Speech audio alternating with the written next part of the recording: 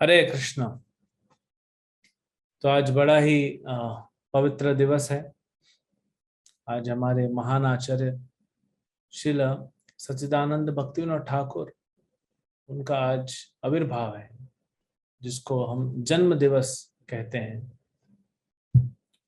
और आज श्री नामाचार्य हरिदास ठाकुर, उनका तिरुभाव दिवस है। तिरुभाव मतलब जब वो आचार्य यहाँ से अप्रकट हो जाते हैं और कहीं जाके प्रचार करने के लिए, या फिर भगवान की नित्य लीला में सम्मिलित होने के लिए। तो हम अभी भक्ति विनोद ठाकुर के बारे में, क्योंकि दोनों आचार्यों के बारे में इतने महत्वपूर्ण है दोनों, और दोनों के बारे में बताना है कि सिर्फ श्री भक्ति विनोद ठाकुर के बारे में बताते बताते तो रात हो जाएगा। तो हम कुछ पॉइंट्स लेंगे और फिर देखते हैं श्री हरिदास ठाकुर का अगर आज नहीं किया तो बीच में कभी हम कवर करेंगे, क्योंकि उनके बारे में जानना बहुत जरूरी है, उनकी लीलाएं सुनना। और कैसे ये दोनों आचार्यों में एक चीज कॉमन है, दोनों ने संघर्ष करके कुछ स्थापित किया है और वो हम लोग खा रहे हैं। इन दोनों ने इतना संघर्ष किया अपने जीवन में कि हमको फैसिलिटी मिले। नामाचार्य हरिदास ठाकुर ने नाम की महिमा को स्थापित किया, नाम का भजन। और भक्तिविनोद ठाकुर ने वही नाम के भजन पे इतने कीर्तन लिखे, इतने भजन लिखे, इतने पुस्तक लिखे, और हमें सिद्धांत दिया जिससे हम अच्छे से नाम जप कर पाए। तो इसीलिए दोनों आचार्यों का एक ही दिन पे एक साथ करना जस्टिफाइड नहीं होगा। तो अभी हम भक्तिविनोद ठाकुर के बारे में डिस्कस करेंगे और हरिदास ठाकुर का थोड़ा सा अगर बताएंगे फिर, क्योंकि हरिदास ठाकुर का सिर्फ तिरुभाव दिवस, कैसे उन्होंने अपना शरीर छोड़ा, जैसे भीष्मदेव ने छोड़ा था। उनके सामने भगवान कृष्ण आए थे और हरिदास ठाकुर ने ये इच्छा प्रकट की भगवान चैतन्य महाप्रभु से कि मैं शरीर छोड़ना चाहता हूँ आपकी लीला होने से पहले। और कैसे छोड़ना चाहता हूँ? मेरे मुख में नाम रहेगा श्री कृष्ण चैतन्य, श्री कृष्ण चैतन्य। मेरे आंखों से मैं आपका दर्शन लूंगा, आपके इस मुखमंडल का दर्शन लूंगा, और आपके चरण अपने हृदय पे धारण किए हुए। तो महाप्रभु ने उनकी वो इच्छा पूरी की।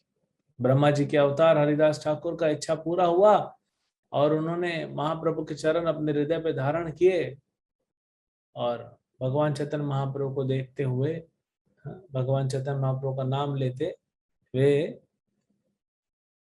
समाधिस्थ हो गए।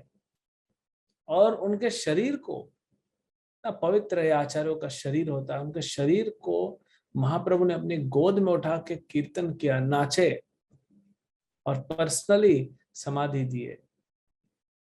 चैतन्य चरितामृत में सिर्फ वो डिस्क्रिप्शन बताया जाता है, महाप्रभु स्वयं हर दुकान में जा रहे थे, हर दुकान में जा रहे थे, भिक्षा मांग रहे थे कि आज हमारे भक्त हरिदास ठाकुर का तिरुभाव तिथि है।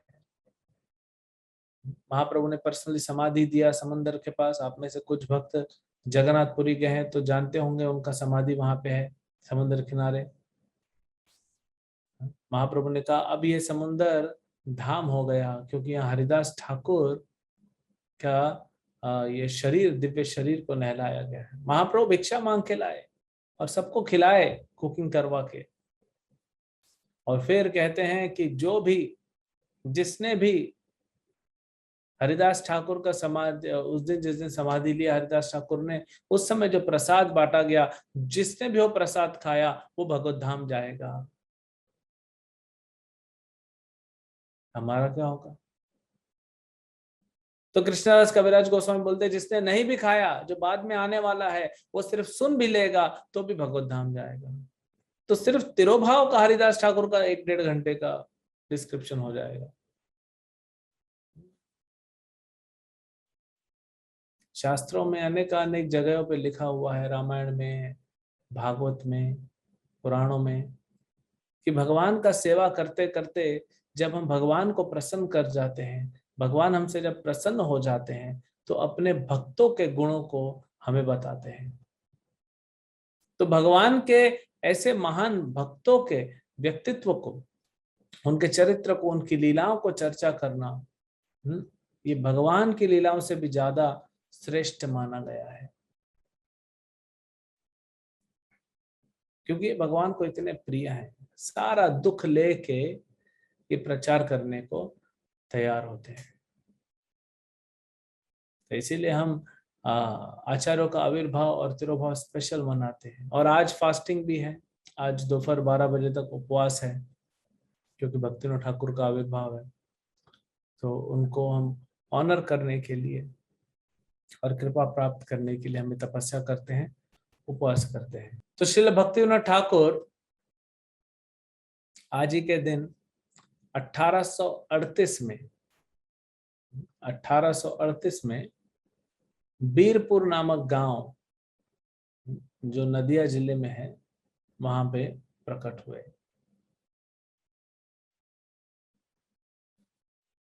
भक्तिनाथ ठाकुर के जो नाना थे वो इतने अमीर थे, इतने अमीर थे कि हिसाब नहीं रख पाते थे, इतना पैसा था, इतना पैसा था। और भक्तिनाथ ठाकुर के जन्म के पहले ही भक्तिनाथ ठाकुर के दादा ने भक्तिनाथ ठाकुर के पिता को कहा कि तुम्हारा एक पुत्र होगा जो पूरे विश्व में प्रचार करेगा कृष्ण भक्ति का। ऐसे महान आचार्य हैं। भक्तिनाथ ठाकुर का जो पहले का नाम था वो था श्री केदारनाथ दत्त। और श्री केदारनाथ दत्त, आपने सुना होगा सुरेंद्र बैनर्जी और ये सब नाम सुने होंगे।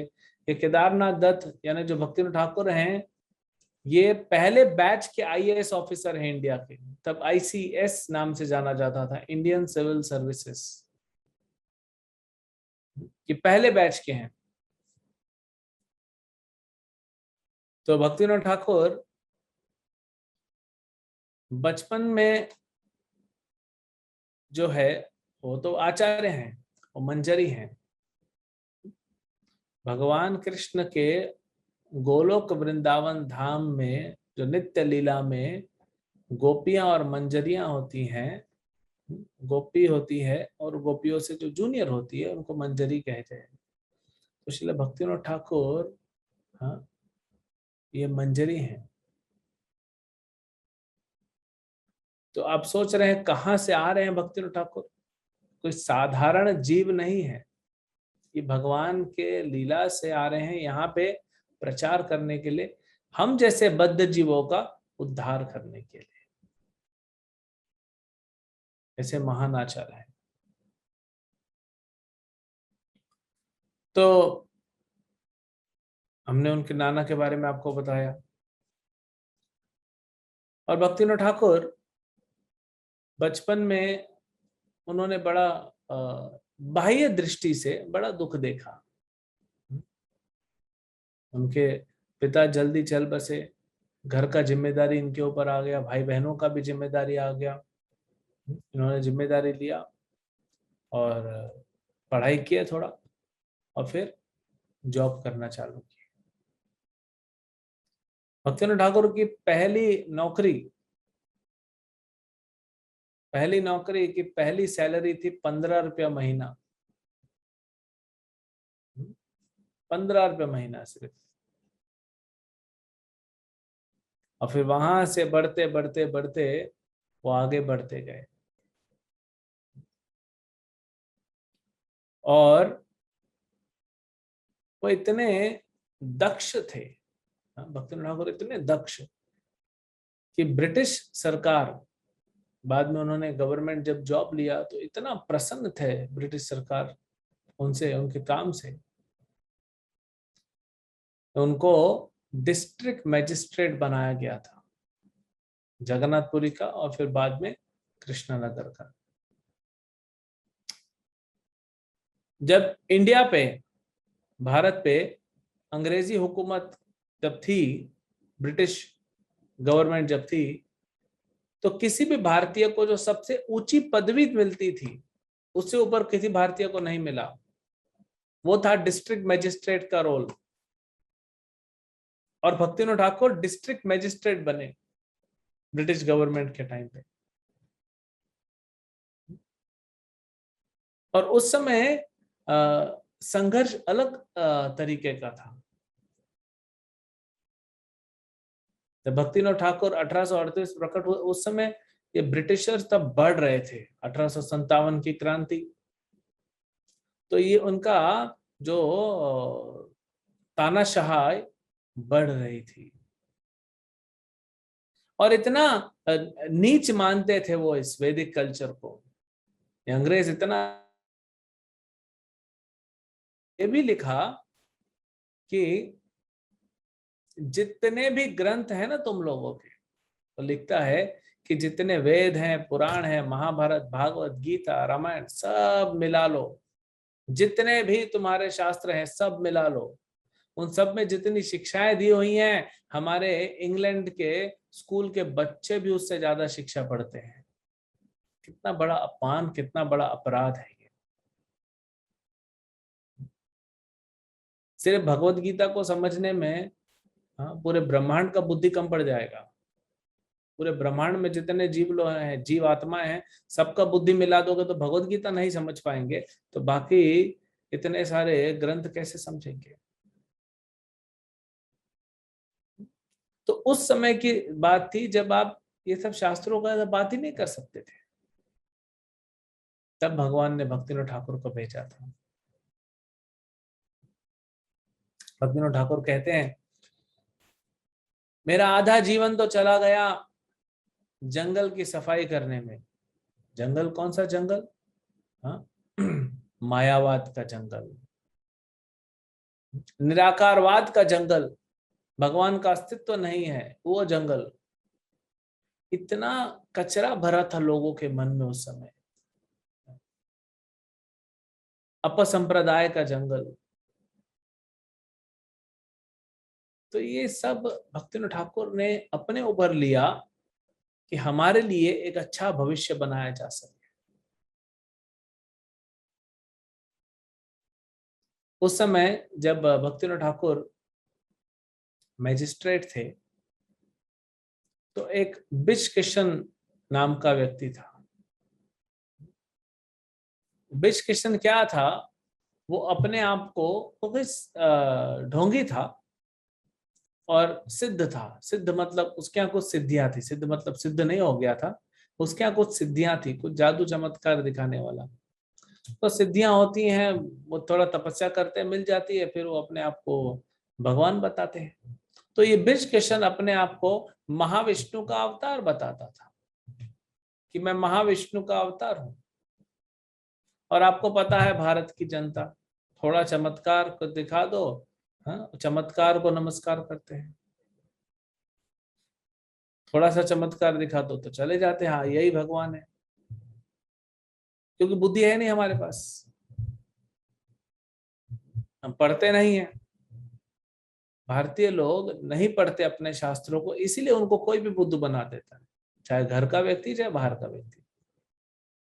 अगर हम पढ़ेंगे शास्त्रों में, भगवत गीता भागवत में क्लियर बताया गया है कौन भगवान है, भगवान के चरित्र क्या होता है, भगवान के सिम्टम क्या होता है, भगवान की एक्टिविटी क्या होती है। ऐसा नहीं कि थोड़ा जादू दिखा दिया और भगवान हो गए।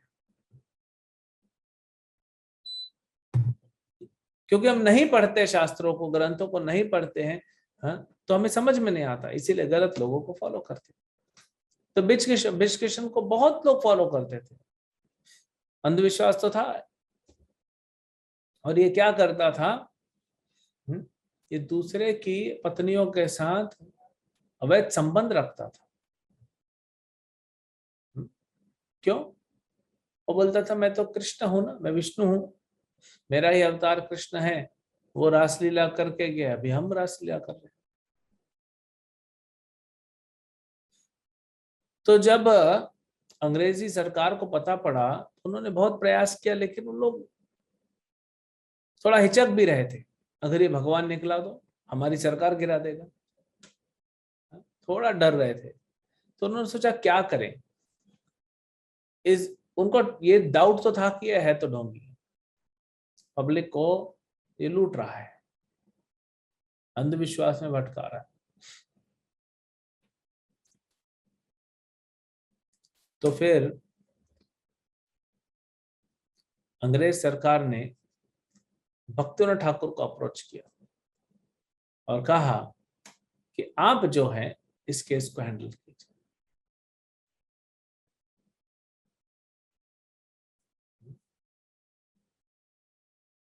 आप इस केस को हैंडल कीजिए। तो भक्तिविनोद ठाकुर बोले ठीक है। अब वो तो शास्त्र पढ़े हैं, एक महान आचार्य, उनको पता है ये कोई भगवान नहीं है। तो भक्तिविनोद ठाकुर गए समझाने के लिए, लेकिन बृजकिशन माना नहीं। उल्टा भक्तिविनोद ठाकुर को कहता है कि तुम मेरे साथ आ जाओ और मैं बहुत जल्दी भारत देश को आजादी दिला दूंगा और तुमको प्रधानमंत्री बना दूंगा। अरे इतना ही था तो खुद प्रधानमंत्री क्यों नहीं बना? छुप के क्यों बैठा है जंगल में? भक्तिविनोद ठाकुर कहते हैं लेकिन नहीं, तुम तो भगवान नहीं हो, भगवान तो जगन्नाथपुरी में है। तो बृजकिशन बोलता है वो तो लकड़ी है, वो क्या भगवान है। तो भक्तिविनोद ठाकुर को बहुत गुस्सा आया और उन्होंने, उनके पास तो मैजिस्ट्रेट है, उनके पास तुरंत तो पुलिस थी, बोले पकड़ लो इसको गिरफ्तार कर लो और लेके चलो। और तुरंत उनको अरेस्ट किया गया, जेल में डाल दिया। ठीक है, आपको लगा खेल खत्म हो गया, खेल नहीं हुआ। अब वो बृजकिशन ने अपने तांत्रिक विद्या से क्या किया, भक्तिविनोद ठाकुर के घर में उनकी पत्नी जो है भगवती माता, उनका हेल्थ खराब कर दिया तंत्र विद्या से। तो सब लोगों ने कहा कि भक्तिविनोद ठाकुर ने अपराध किया है। कुछ सब लोग मतलब कुछ लोग अंधविश्वासी लोग कहे कि भक्तिविनोद ठाकुर ने अपराध किया है, इसीलिए उनकी पत्नी की तबीयत खराब हो गई है, उन्होंने भगवान को जेल में डाल दिया। पर भक्तिविनोद ठाकुर कोई फर्क नहीं पड़ता। हर भक्त को इस टेस्ट से गुजरना पड़ता है, परीक्षा से गुजरना पड़ता है, और परीक्षा से वही पार हो सकता है जिसने अपना स्टडी किया है, होमवर्क किया है। कोई भी स्टूडेंट परीक्षा को पास नहीं कर सकता जब तक उसने स्टडी नहीं किया है। तो श्रील भक्ति ठाकुर ने तो भागवतम पढ़ा, गीता पढ़ा हुआ है, उनको पता है कौन भगवान है कौन नहीं है। बोले होने दो, मेरा पत्नी का अगर तबीयत खराब हो रहा है, मृत्यु शैया पे है, ठीक है, जैसी भगवान की इच्छा, ये क्या कर लेगा।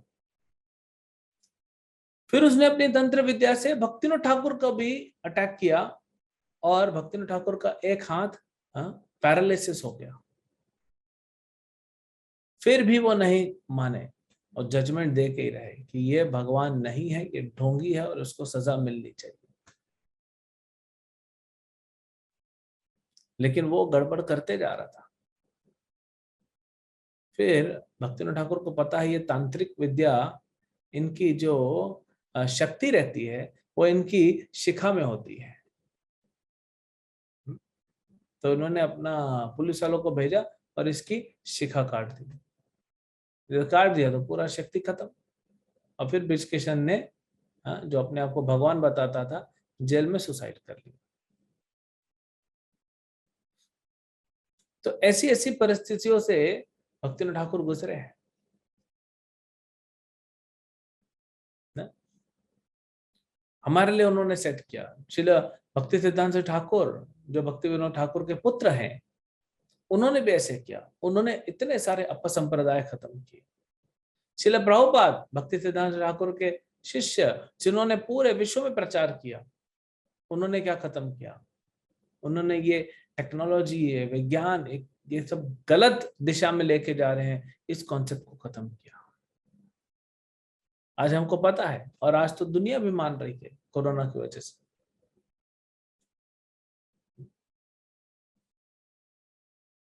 तो ये जो मनुष्य का अहंकार है कि हम सब कर सकते हैं, ये हमारे आचार्यों ने शिक्षा से सिखाया है कि नहीं, भगवान ही कर सकते हैं।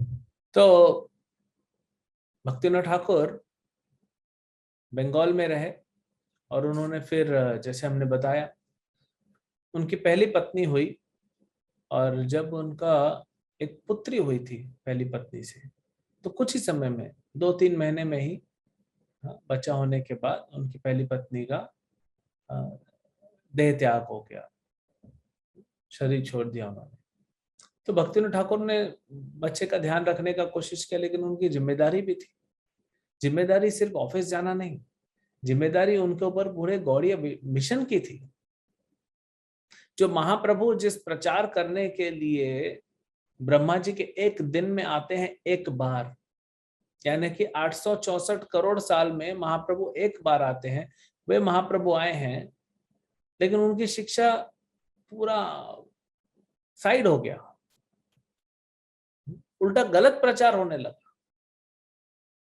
तो भक्तिनाथ ठाकुर आए हैं उस सिद्धांत को, भगवान चैतन्य महाप्रभु के शिक्षाओं को उजागर करने, उनकी लीला स्थलियों को उजागर करने, और पूरे विश्व में कैसे प्रचार हो, ये भक्तिनाथ ठाकुर का मिशन था। अब ऐसी परिस्थिति में कैसे, वो बच्चे को भी संभालना है, ऑफिस भी जाना है, फिर कैसे मिशन करेंगे। तो फिर कुछ समय बाद भक्तिनाथ ठाकुर ने दूसरा विवाह किया माता भगवती देवी से, और उनसे उनको 13 संतानें उत्पन्न हुई, यानी टोटल कितने बच्चे हुए? 14।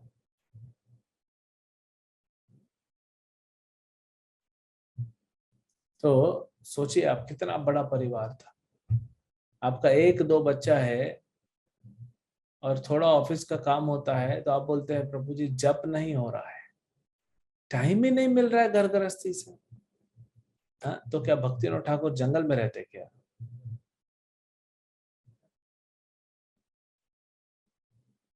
उनके 14 बच्चे थे, उनमें से एक थे श्रील भक्ति सिद्धांत सरस्वती ठाकुर,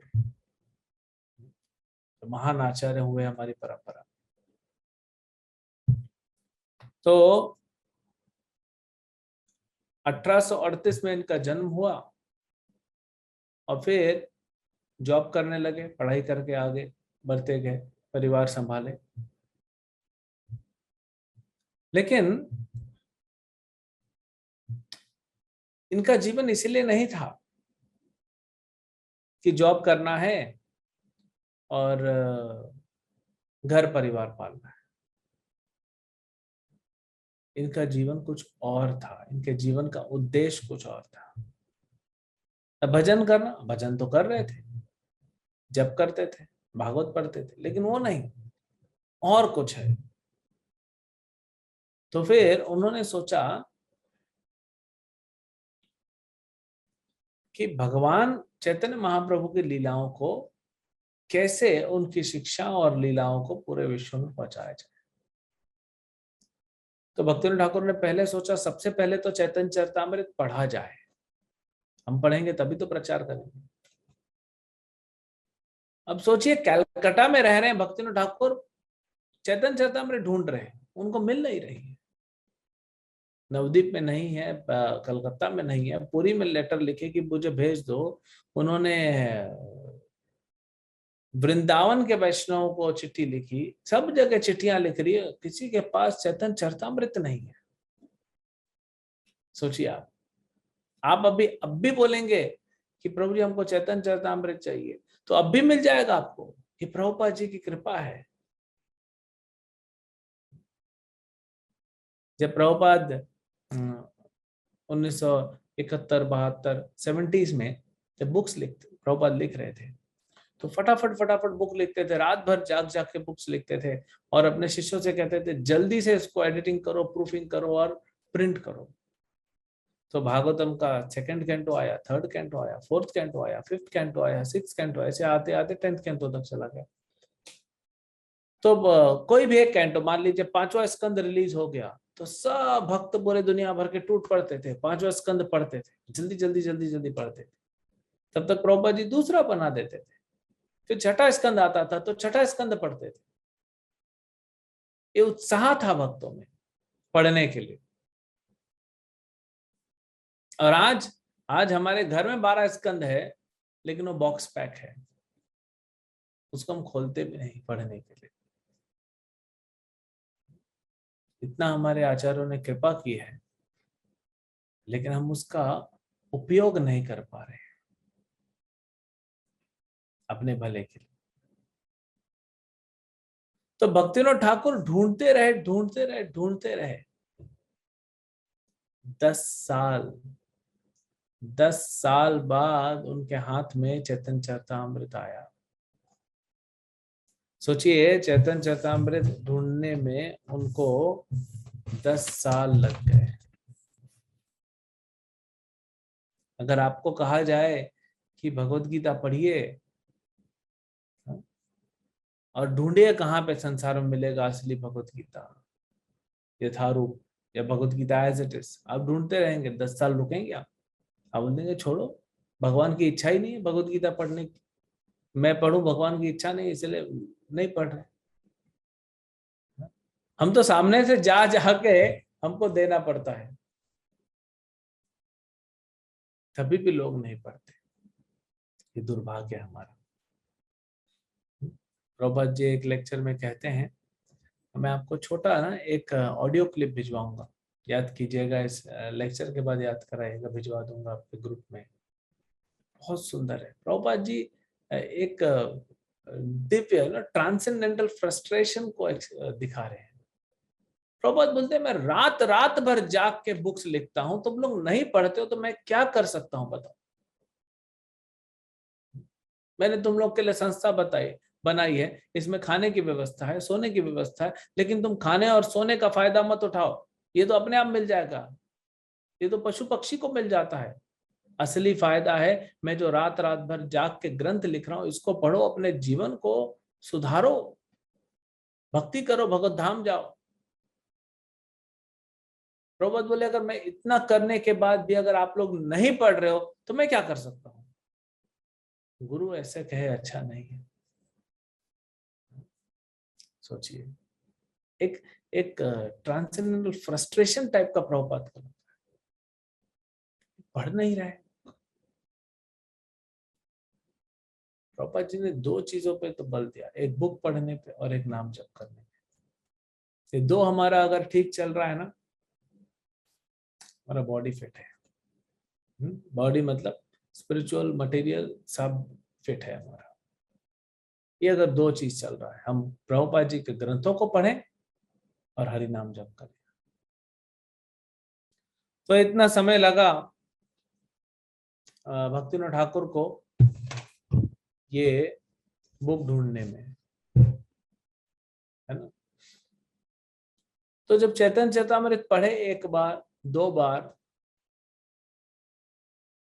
तो धीरे धीरे धीरे उनको, देखिए कई बार क्या होता है, भगवान अपने ऐसे आचार्य जो आते हैं, भगवान के नित्य पार्षद, उनको भी भगवान योग माया से ढक देते हैं, जैसे अर्जुन को किया। जैसे तो यशोदानंद बाबा, वो कभी नहीं समझ सकते कि कृष्ण भगवान है, समझेंगे ही नहीं वो। आप कितना समझाने का कोशिश करो, माता यशोदा तुम्हारा जो पुत्र है ये भगवान है, वो मानेगी नहीं, आपको डांट के भगा देगी। आप प्रूफ दिखा दो, ये देखो व्हाट्सएप, ये वीडियो देख रही हो, तुम्हारा पुत्र देखो भगवान है, नहीं मानेगी। अरे ब्रह्मांड दिखा दिया कृष्ण को मुख में, कृष्ण ने अपने मुख में ब्रह्मांड दिखा दिया तो नहीं मानी यशोदा। आप क्या प्रूफ दिखाओगे। कोई ब्रह्मांड दिखा सकता है। हम लोग मुंह खोलेंगे तो लोग बोलेंगे मुंह बंद करो, बदबू आ रहा है, गंदगी दिख रहा है, लेकिन भगवान ने पूरा ब्रह्मांड दिखा दिया तो भी नहीं मानी यशोदा माता। तो भगवान अपने शुद्ध भक्तों को योग माया से भ्रमित रखते हैं, लीला में आस्वादन होता है। तो भक्तिविनोद ठाकुर भ्रमित हो गए। वो चैतन्य चरितामृत चैतन्य लीला पढ़ रहे हैं और चैतन्य महाप्रभु भगवान कृष्ण को कई जगह पे ऐसे लंपट भी बता रहे हैं, फिर उनका भक्ति भी कर रहे हैं, श्रेष्ठ बता रहे हैं। तो बार बार पढ़ने से उनको वो रिवील हो गया, खुलासा हुआ, ये भगवान का ही इच्छा था। तो फिर इन्होंने जब पढ़ा तो सोचे कि ये तो प्रचार करना चाहिए, और फिर भक्तिविनोद ठाकुर ने प्रचार चालू किया। तो जब उनके बहुत सारे योगदान हैं। जब वे जगन्नाथपुरी में थे तो जगन्नाथपुरी का जो मजिस्ट्रेट होता है, क्योंकि जो मंदिर है ना जगन्नाथपुरी का मंदिर, वो गवर्नमेंट के कंट्रोल में रहता है। आज भी वो गवर्नमेंट के कंट्रोल में रहता है। इसीलिए जगन्नाथपुरी में जब डिस्ट्रिक्ट मजिस्ट्रेट थे भक्तिविनोद ठाकुर, और वहीं रहते थे। अभी आप में से कुछ भक्त हमारे साथ जगन्नाथपुरी गए थे, तो जहाँ पे हम लोग प्रसाद लेते थे वही उनका घर था, चैतन्य मठ ग्रांट रोड पे। वही भक्ति सिद्धांत ठाकुर का जन्म स्थान है। तो पुरी का मंदिर भी वही संभालते थे। उन्होंने बहुत सारा सिस्टम बनाया पुरी के मंदिर में। 56 भोग ठीक से नहीं लगता था, कुछ सिस्टम नहीं था, सब बढ़िया सुंदर तरीके से भगवान का सेवा पूजा ठीक से हो, बहुत सुंदर सिस्टम बनाया। आज जो आप देखते हैं जगन्नाथपुरी में इतना अच्छे से सिस्टम चल रहा है, ये भक्तिविनोद ठाकुर ने बनाया। फिर भक्तिविनोद ठाकुर ने सोचा कि अभी मुझे और प्रचार करना, लेकिन सबसे पहले भगवान जो कलयुग में आए हैं चैतन्य महाप्रभु, उनके जन्म स्थान को ढूंढना है। उनका जन्म स्थान किसी को पता ही नहीं है। आज तो आप जाते हैं, गूगल करते हैं Lord Chaitanya Mahaprabhu birth place, भगवान चैतन्य महाप्रभु का जन्म स्थान, तुरंत आ जाता है ये है। यहाँ से आप कहाँ पे खड़े हो, वहां से, हाँ गाड़ी से जाना है, प्लेन से जाना है, ट्रेन से जाना है, पैदल जाना है, सारे रास्ते दिखा देगा गूगल। लेकिन गूगल को बुद्धि किसने दिया? अगर भक्तिविनोद ठाकुर ने नहीं ढूंढा होता तो गूगल क्या करता? आज वृंदावन में आप कभी भी कहीं भी जाते हैं, ओ ये राधा कुंड है, ये श्याम कुंड है, यहाँ पे भगवान ने अघासुर का वध किया, यहाँ ब्रह्म मोहन लीला हुआ, यहाँ सकटासुर का वध किया। ये सब लीला स्थली आप देखते हैं, पहचान जाते हो, यहाँ पे ये हुआ, यहाँ पे ये। क्यों? क्योंकि वृंदावन के 6 गोस्वामियों ने ये उजागर किया, स्पेशली रूप गोस्वामी, सनातन गोस्वामी। उनको चैतन्य महाप्रभु ने कहा था कि जाके कृष्ण की लीला स्थलियों को प्रकाशित करो। राधा कृष्ण नित्य लीला करिलो प्रकाश। वो लीला स्थलियों को प्रकाशित किया, उन्होंने उजागर किया, दुनिया के सामने लाए। नहीं तो 5000 साल पहले जो लीला स्थल है वो तो ढक जाता है ना, इतना समय बीतने के बाद थोड़े ना पता पड़ता है कि क्या कहाँ पे था। लोगों को ये नहीं पता था वृंदावन में, ब्रज में, कि राधा कुंड कौन सा, श्याम कुंड कौन सा, राधा कुंड श्याम कुंड कहाँ है। तो सुने हैं शास्त्रों में कि राधा कुंड श्याम कुंड है। गोवर्धन तो फिर भी अलग से दिख जाएगा, यमुना दिख जाएगी, राधा कुंड श्याम कुंड पता नहीं पड़ता था। भगवान चैतन्य महाप्रभु जब वृंदावन गए, स्वयं राधा कुंड श्याम कुंड ढूंढे। आज बड़ा आसान है हमारे लिए ढूंढना। तो भगवान चैतन्य महाप्रभु की लीला के बाद, जब भगवान चैतन्य महाप्रभु अपने धाम को चले गए, उसके 100 साल के बाद, भगवान ने पहले ही कह दिया था कि 100 साल के बाद, मेरे जाने के 100 साल के बाद गंगा में इतनी बाढ़ आएगी कि पूरा नवद्वीप डूब जाएगा। पूरा नवद्वीप डूब गया, और फिर धीरे धीरे कुछ समय बाद पानी, काफी समय तक डूबा रहा, फिर पानी नीचे उतरा। अब पानी नीचे उतरा, सारी लीला स्थलियां गायब। अब क्या लीला कहाँ पे हुई है, कैसे पता पड़ेगा? आज तो आप जाते हैं, आप पहचान लेते हैं कि ये नरसिम्हपल्ली है, ये गौरदाहा है, यहाँ पे ये आमदाहा है, यहाँ महाप्रभु ने ये लीला की थी, ये महाप्रभु का जन्म स्थान है। ये सब लीला स्थलियां, ये किसने किया? इसलिए भक्तिविनोद ठाकुर ने किया। अकेले पूरे गौड़ीय सिद्धांत को, जो ऑलमोस्ट लुप्त हो गया था, उसको वापस प्रकाशित किया। भगवान चैतन्य महाप्रभु की लीलाओं को प्रकाशित किया। इतना आसान नहीं था। नवद्वीप, नवद्वीप शहर है, आप में से जो भक्त गए हैं, नवद्वीप ट्रेन से उतर के वो टाउन आता है, नवद्वीप टाउन, और फिर गंगा पार करके आप मायापुर में जाते हैं। तो उस समय भक्तिविनोद ठाकुर ने देखा कि नवद्वीप शहर में एक मंदिर को बताते हैं कि ये महाप्रभु का जन्म स्थान है। वहां के लोकल पंडे, क्यों? क्योंकि जब बताएंगे महाप्रभु का जन्म स्थान है तो लोग आएंगे दर्शन करने, और जब दर्शनार्थी आएंगे तो पैसा आएगा। तो वही बताते थे। तो भक्तिनाथ ठाकुर ने कहा नहीं, पहले तो महाप्रभु का जन्म स्थान, मैं कन्विंस नहीं हूं, मुझे ढूंढना है। तो उन्होंने अपने गवर्नमेंट जॉब से रिजाइन कर दिया। सोचिए, डिस्ट्रिक्ट मजिस्ट्रेट का रोल है, मतलब डिस्ट्रिक्ट कलेक्टर का रोल है, आराम से अच्छा जीवन चल रहा है, लेकिन उन्होंने रिजाइन कर दिया। उन्होंने अंग्रेज सरकार से कहा हम मुझे नहीं करना है, मुझे दूसरा काम है। बोले नहीं, भक्तिनाथ ठाकुर को हम जाने नहीं दे सकते, Kedarnath Dutt can not resign, हम उनको नहीं छोड़ सकते। क्यों पता है? जो दूसरे मजिस्ट्रेट या जज होते थे, वो केस को सॉल्व करने में महीनों लगा देते थे, भक्तिनाथ ठाकुर चुटकी बजाते कर देते थे। आज भी देख रहे हैं हम, हजारों लाखों केस पेंडिंग पड़े अलग अलग कोर्ट में। उस समय भी ऐसा ही था, जो महीनों लगते थे, महीनों, उसको भक्तिनाथ ठाकुर कुछ मिनटों में निपटा देते थे केस को। क्यों? भजन की शक्ति है। आप अगर चैंटिंग नहीं करेंगे ना मॉर्निंग में, तो आध्यात्मिक तो छोड़िए, आप भौतिक कार्य नहीं कर पाएंगे। इसीलिए परेशान है दुनिया।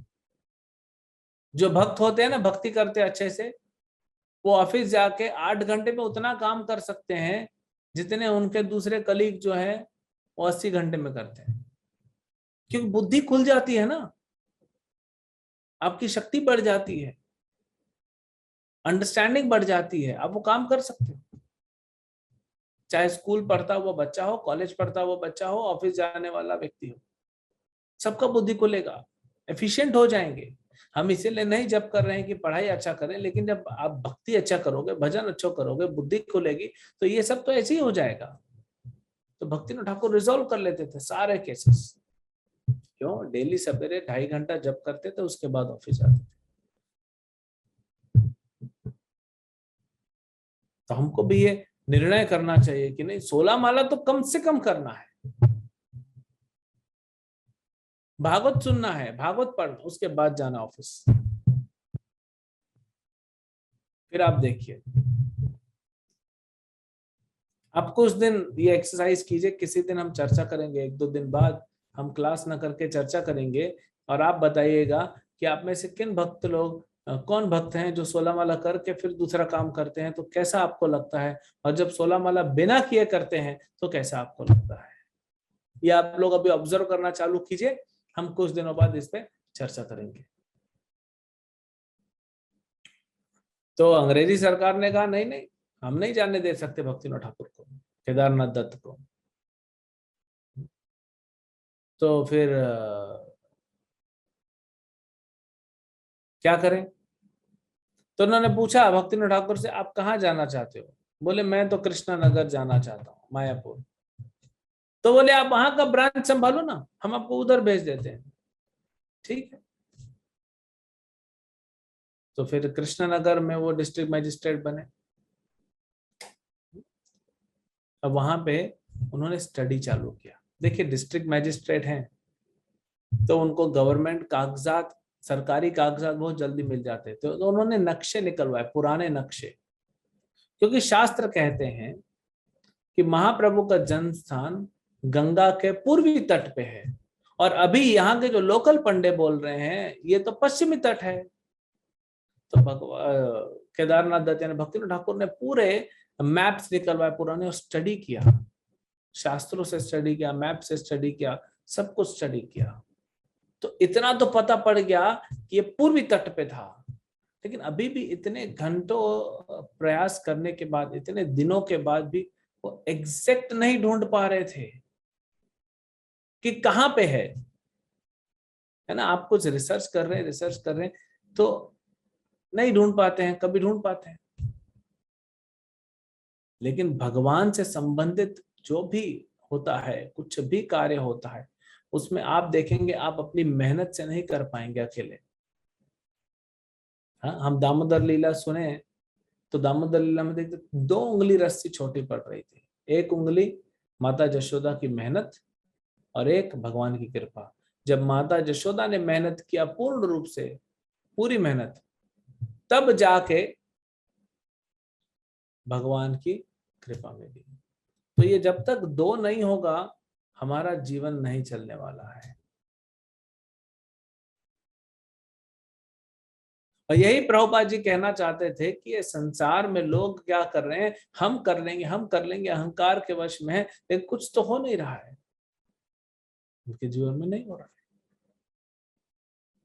तो भक्तिविनोद ठाकुर बहुत प्रयास किए, एक लिमिट तक समझा, लेकिन उन्होंने प्रयास इतना कर लिया, इतने सिंसियरली उन्होंने एफर्ट डाला कि भगवान चाहते थे कि भक्तिविनोद ठाकुर को वो बताएं कि कहाँ एग्जैक्ट जन्म स्थान है,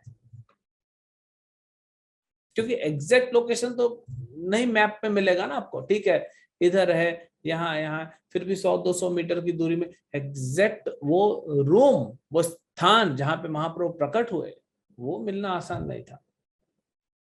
तो एक दिन भक्तिविनोद ठाकुर अपने घर में, भक्तिविनोद ठाकुर का घर मायापुर, जहाँ पे इस्कॉन है, वहां से आप जब जाएंगे जलंगी पार करके, तो गोद्रुम द्वीप आता है, वहां से दिखता है। और गोद्रुम द्वीप में भक्तिविनोद ठाकुर का घर है, आज भी है, स्वानंद सुखद कुंज। तो भक्तिविनोद ठाकुर वहां पे एक बार छत पे खड़े थे शाम को। तो जब वो छत पे खड़े देख रहे थे मायापुर की तरफ, तो उन्होंने देखा कि एक जगह पे बहुत प्रकाश निकल रहा है, एक जगह से अद्भुत प्रकाश निकल रहा है। पूरा अंधेरा है, गांव का एरिया है, लेकिन एक जगह से पूरा प्रकाश निकल रहा है, हजारों हजारों सूर्य जैसा प्रकाश। ठाकुर कुछ तो है यहाँ पे। तब भगवान की कृपा से भक्तिविनोद ठाकुर को महाप्रकाश लीला का दर्शन हुआ, और अगले दिन भक्तिविनोद ठाकुर गए उसी जगह पे जहां से वो प्रकाश निकल रहा था, और वही महाप्रभु का जन्म स्थान है। भगवान ने उनको गाइड किया कि आपने बहुत मेहनत किया, अब आइए यहाँ। जब पहुंचे भक्तिविनोद ठाकुर, तो उन्होंने एग्जैक्ट वो नीम का पेड़, वो जगह जहां पे निमाई पंडित प्रकट हुए, तो सब मिल गया। लेकिन अभी भी देखिए, भगवान ने तक वो बता दिया, प्रूफ दे दिया कि यहाँ पे है प्रकाश, इतना प्रकाश हुआ, लेकिन फिर भी वो एक अथॉरिटी होती है ना। अगर भक्तिविनोद ठाकुर ऐसे ही कह देंगे तो हो सकता है कुछ लोग ना माने। तो वे चाहते थे कि अथॉरिटेटिव हो जाए, ऑथोराइज्ड हो जाए। तो फिर उन्होंने क्या किया, उन्होंने अपने गुरु श्रील जगन्नाथ दास बाबा जी, जो पूरे पृथ्वी पे सबसे बड़े वैष्णव उस समय माने जाते थे, वैष्णव सार्वभौम, उनके पास गए। और भक्तिविनोद ठाकुर ने कहा जगन्नाथ दास बाबा जी से कि बाबा जी महाराज, आप आइए और कंफर्म कीजिए कि यही भगवान चैतन्य महाप्रभु का जन्म स्थान है कि नहीं। तो जगन्नाथ दास बाबा जी बोले, अरे मेरी उम्र 142 साल है, उस समय उनकी उम्र 142 साल थी, और इतने वृद्ध हो चुके थे कि कमर पूरी ऐसी झुकी रहती थी। उनका एक सर्वेंट हुआ करता था बिहारी प्रभु, वो उनको टोकरी में लेके चलता था। देखिए, भगवान के भक्तों की लीला भी अद्भुत है। टोकरी में जाते थे वो, और इतने वृद्ध हो गए थे कि आंख भी खोल नहीं पाते थे, उनकी पलक ऐसे उठानी पड़ती थी। आप सोच रहे कितने वृद्ध हो गए। वो अपने शालिग्राम शिला की सेवा करते थे और तुलसी अर्पित करते थे शालिग्राम को, लेकिन आंख तो बंद है। तो उनका असिस्टेंट जो थे बिहारी प्रभु, वो ऐसे उनकी आंख खोलता था दोनों, और वो भगवान को देख के अर्पित करते थे। ये सब लीला है। एक बार जगन्नाथ दास बाबा जी के असिस्टेंट बिहारी प्रभु का तबीयत खराब हो गया, बुखार हो गया, और 22 दिन तक बुखार रहा, वहीं लेटे हुए हैं, अब बाबा जी महाराज वहीं बैठे हैं। अब 22 दिन तक ना डॉक्टर, ना कुछ, ना खाना ना पीना। तो गांव वाले बोले, बाबा जी महाराज ऐसे कैसे चलेगा, ना आप कुछ खा रहे हो, ना इनका ये ट्रीटमेंट करा रहे हो, ये तो ऐसे फिर मृत्यु हो जाएगा। बाबा जी महाराज ने कहा, ऐसे कैसे मृत्यु हो जाएगा। मृत्यु भगवान के हाथ में, जन्म मृत्यु। ठीक है, अभी बिहारी उठेगा देखो। और फिर 22 दिन जो उठे नहीं, तबीयत खराब हो गई, जगन्नाथ बाबा जी कहते हैं अरे बिहारी उठो भाई, उठो। और फिर जगन्नाथ बाबा जी खुद जाके इनके लिए महाप्रसाद बनाते हैं, प्रसाद बना के लाते हैं। और जैसे ही वो प्रसाद खाते हैं ये उठ जाते हैं, इनका तबीयत ठीक हो जाता है। हाँ, वैष्णव का लीला है। भगवान अपनी पूरी शक्ति वैष्णव के पास देते हैं, इन लोग जो चाहे वो करें, प्रकृति के नियम इनके ऊपर लागू नहीं होते। अब देखिए ये जा रहे हैं उठ के, जगन्नाथ बाबा जी उनके लिए प्रसाद बना रहे हैं, भगवान को भोग लगा, इनको खिलाया, ठीक हो गए, और फिर खुद आके बैठ गए। और बोलते हैं अब जब आप इनके लिए बना सकते हो तो अपने लिए भी बना सकते हो ना। तो बाबा जी महाराज कहते बिहारी अभी तुम ठीक हो गए, मैं 22 दिन से मुंह भी नहीं धोया हूं भाई, चलो मेरा मुंह धुला दो, ब्रश करा दो, अभी तो आपने इनके लिए बनाया। तो ये वैष्णव की लीला हम समझ नहीं पाएंगे। तो जगन्नाथ बाबू जी बोले मैं कैसे जाऊंगा? तो भक्ति ठाकुर बोले आइए महाराज, बाबा जी महाराज आप नहीं आएंगे तो कैसे हमको कंफर्म होगा? तो वे लेके जाते हैं उनको टोकरी पे। हाँ, पूरा शरीर झुक गया है, आप समझ सकते हैं 142 उम्र में क्या होगा। हमें तो शायद कोई इतना जीना भी नहीं चाहेगा। अभी 40 की उम्र में कमर दुख रही है, 140 तक कैसे चलेगा? हाँ, 50 की उम्र में आपका बच्चा आपका सेवा नहीं कर रहा है, 140 की उम्र में पता नहीं कितनी पीढ़ी निकल जाएगी। आपके पोतों के पोते आ जाएंगे और पहचानेंगे भी नहीं। तो वो टोकरी पे लेके जाते हैं उनको, और जैसे ही भक्तिनाथ ठाकुर तो वहां पे होते हैं, जैसे ही जगन्नाथ दास बाबा जी को लेके आते हैं और जगन्नाथ दास बाबा जी देखते हैं वो जगह, वो 142 साल में जहां उठ नहीं पा रहे हैं, वो जंप मारते हैं टोकरी से, टोकरी से ही सीधा जंप करते हैं जमीन पे और नाचने लगते हैं। यही तो है निमाई का जन्म स्थान, यही तो निमाई का जन्म स्थान, कि यही है निमाई का जन्म स्थान। और नाचने लगते हैं जय सचिनंदन बोल के। अभी तो आप उठ भी नहीं सक रहे हो, अभी नाच रहे हो। यही वैष्णव है।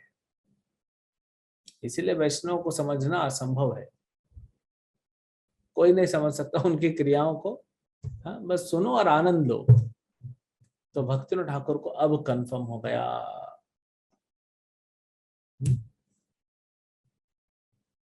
इसीलिए जगन्नाथ बाबा जी के प्रणाम मंत्र में आता है गौर आविर्भाव भूमि स्तम। गौर जो आविर्भाव मतलब जन्म स्थान जो है महाप्रभु का आपने ढूंढा। हालांकि भक्तिनाथ ठाकुर ने ढूंढा, लेकिन उन्होंने कंफर्म किया ना। ये भी एटिकेट है, देखिए अपने सीनियर से, अपने गुरु से आज्ञा के बिना कुछ नहीं करना चाहिए। भक्तिनाथ ठाकुर ने सब रिसर्च किया, सब ढूंढ दिया, वो कह देते हो गया, लेकिन जब तक उनके गुरु महाराज श्री जगन्नाथ दास बाबा जी महाराज ने स्टैंप नहीं लगाया, भक्तिनाथ ठाकुर ने उसको माना नहीं। ये बहुत इंपॉर्टेंट है। ये मर्यादा का पालन नहीं करने से हमारी भक्ति कमजोर होती है।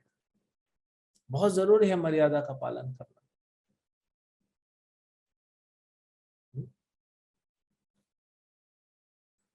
तो ये जो जन्म स्थान है, ये उन्होंने 1888 में ढूंढा था, 50 साल की उम्र में, जब भक्तिनाथ ठाकुर 50 साल के थे। अब ये मत सोचिए उसके बाद संघर्ष कम हुआ, अब जन स्थान ढूंढ लिया सब ठीक हो गया, नहीं, कुछ ठीक नहीं हुआ। वो जो नवद्वीप पश्चिमी तट पे गंगा पे नवद्वीप शहर में, वहां पंडे जो उनका बिजनेस चल रहा था, वे सब आ गए दंगा करने के लिए, नहीं ये गलत है, तोड़ो, यहाँ कुछ नहीं हो सकता, कुछ नहीं हो सकता। निमाई का जन स्थान उधर है, क्योंकि अगर ये निमाई का जन स्थान पॉपुलर हो गया तो सब इधर आएंगे, इधर आएंगे तो पूरा पैसा इधर आ जाएगा। भक्तिनाथ ठाकुर ने बहुत संघर्ष किया है। फिर भक्तिनाथ ठाकुर चाहते थे कि यहाँ पे एक मंदिर बने, योगपीठ। अब जमीन कैसे मिले? जमीन मुसलमानों की थी, उधर बहुत मुस्लिम रहते हैं, अभी भी देखेंगे बहुत मुसलमान है उस एरिया में, लेकिन सब धामवासी है। भाई साधारण मुस्लिम नहीं, और सब धामवासी हैं, सब भगवत धाम जाएंगे। धाम में कोई भी व्यक्ति जन्म लेता है, शरीर छोड़ता है, तो वो भगवान के पास जाता है। ये सब मुसलमान नहीं, तो भगवान के भक्त हैं, बाह्य दृष्टि से भले मुसलमान है। तो इन्होंने अप्रोच किया भक्तिन ठाकुर ने कि हमको जमीन चाहिए। तो जिसकी जमीन थी बोले ले जाओ ले जाओ। बोले ऐसा क्या है इस जमीन में? बोले ले जाओ, वैसे भी कुछ काम का नहीं है। तो भक्तिन ठाकुर बोले क्यों, ये काम का नहीं है तुम्हारे?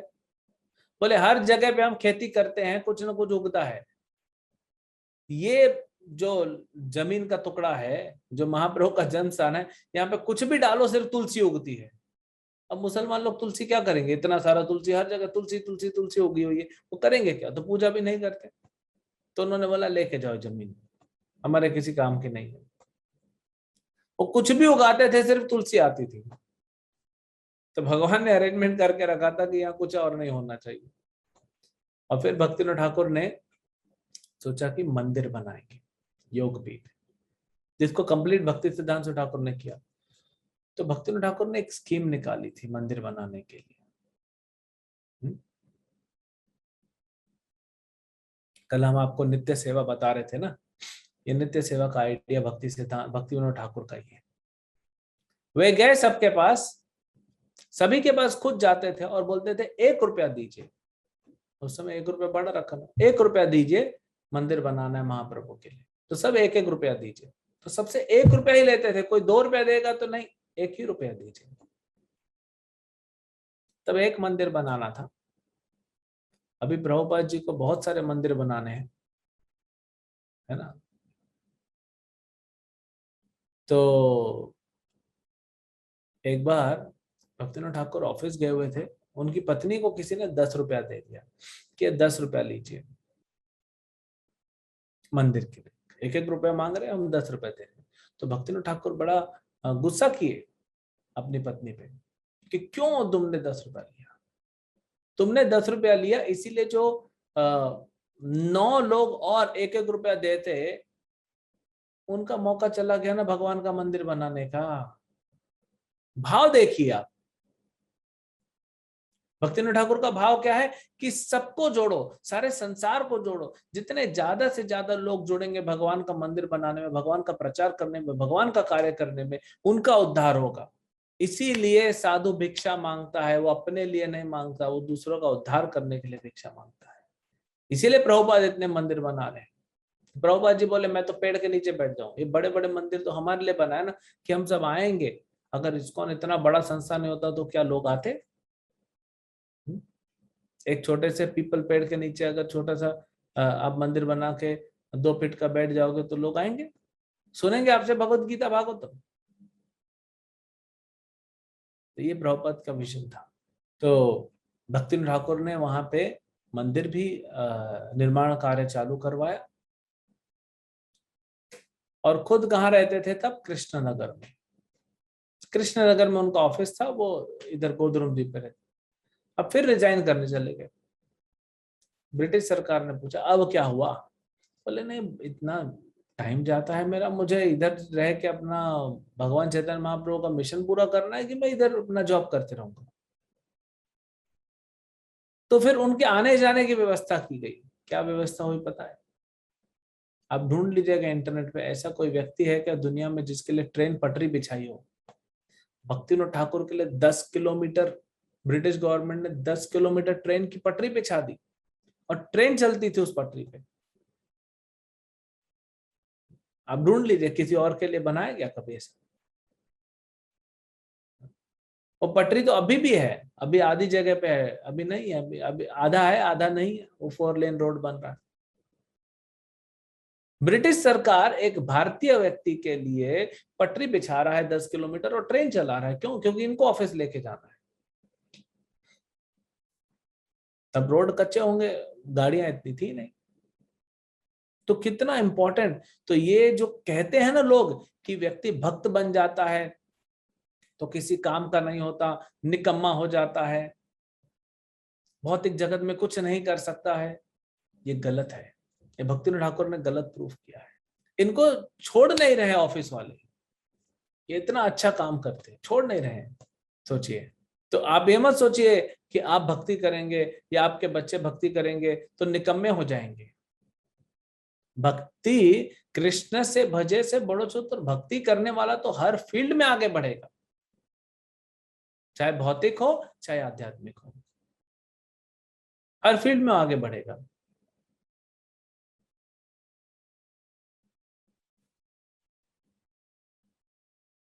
तो ये कभी मत सोचिएगा कि कई बार लोग पूछते हैं भक्तों से, स्पेशली जो ब्रह्मचारी बनते हैं, सन्यासी बनते हैं, बोले क्या हुआ महाराज, नौकरी चली गई क्या, कुछ जमा नहीं लगता है इसीलिए इधर आ गए बाबा जी बनने। इस्कॉन वैसा संस्था नहीं है, क्योंकि कृष्ण भक्ति वैसी नहीं है ना। जो व्यक्ति शास्त्रों के बल पे समझता है कि क्या करना है हमको, क्या हमारा जीवन क्या है, वो समझता है, वो समझ के अपना सब कुछ छोड़ के आएगा भगवान की सेवा में। लेकिन सबके लिए जरूरी नहीं है, कलयुग में वैसे ही नहीं होगा, बहुत कम लोग आएंगे।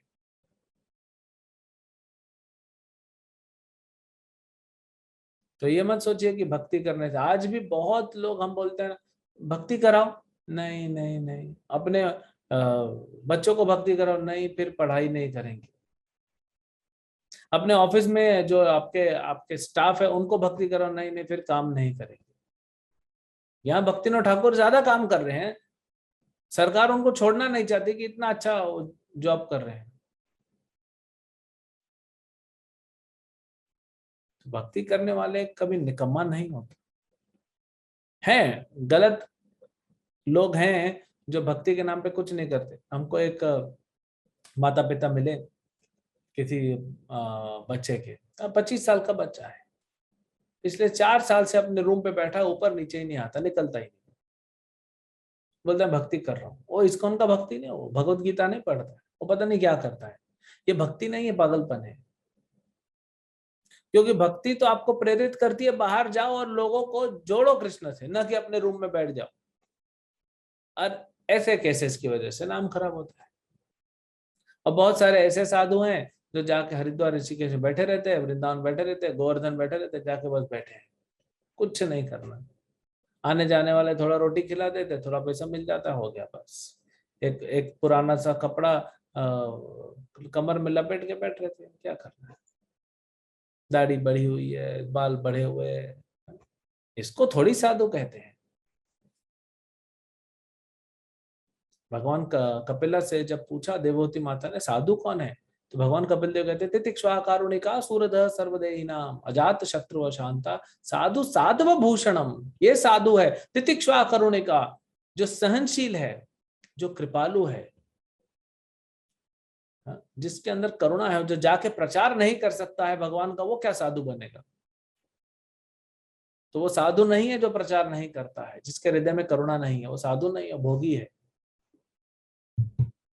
क्योंकि पहला लक्षण है साधु का कि उसके हृदय में करुणा होनी चाहिए। तब क्योंकि वो जो, अगर आपको भगवान के बारे में पता है तो आपके दूसरे को नहीं बताओगे। आप नहीं बता रहे हो या नहीं बता पा रहे हो, मतलब अभी तक आपको खुद नहीं पता भगवान को। आप खुद ग्रंथ पढ़ेंगे तब तो दूसरे को बता पाएंगे, नहीं बता पा रहे मतलब आपने खुद ने ग्रंथ नहीं पढ़े। तो भगवत गीता भागवत पढ़ने से कोई ऐसा नहीं कि संसार से दूर हो जाएगा। हम तो नहीं हुए, हम तो अभी भी संसार में। इस्कॉन के इतने भक्त है, कब तो संसार तो छोड़ा नहीं उन्होंने। उल्टा जितना घर में रहने वाले गृहस्थ बाहर नहीं जाते, उससे ज्यादा तो साधु जाता है बाहर प्रचार करने के लिए।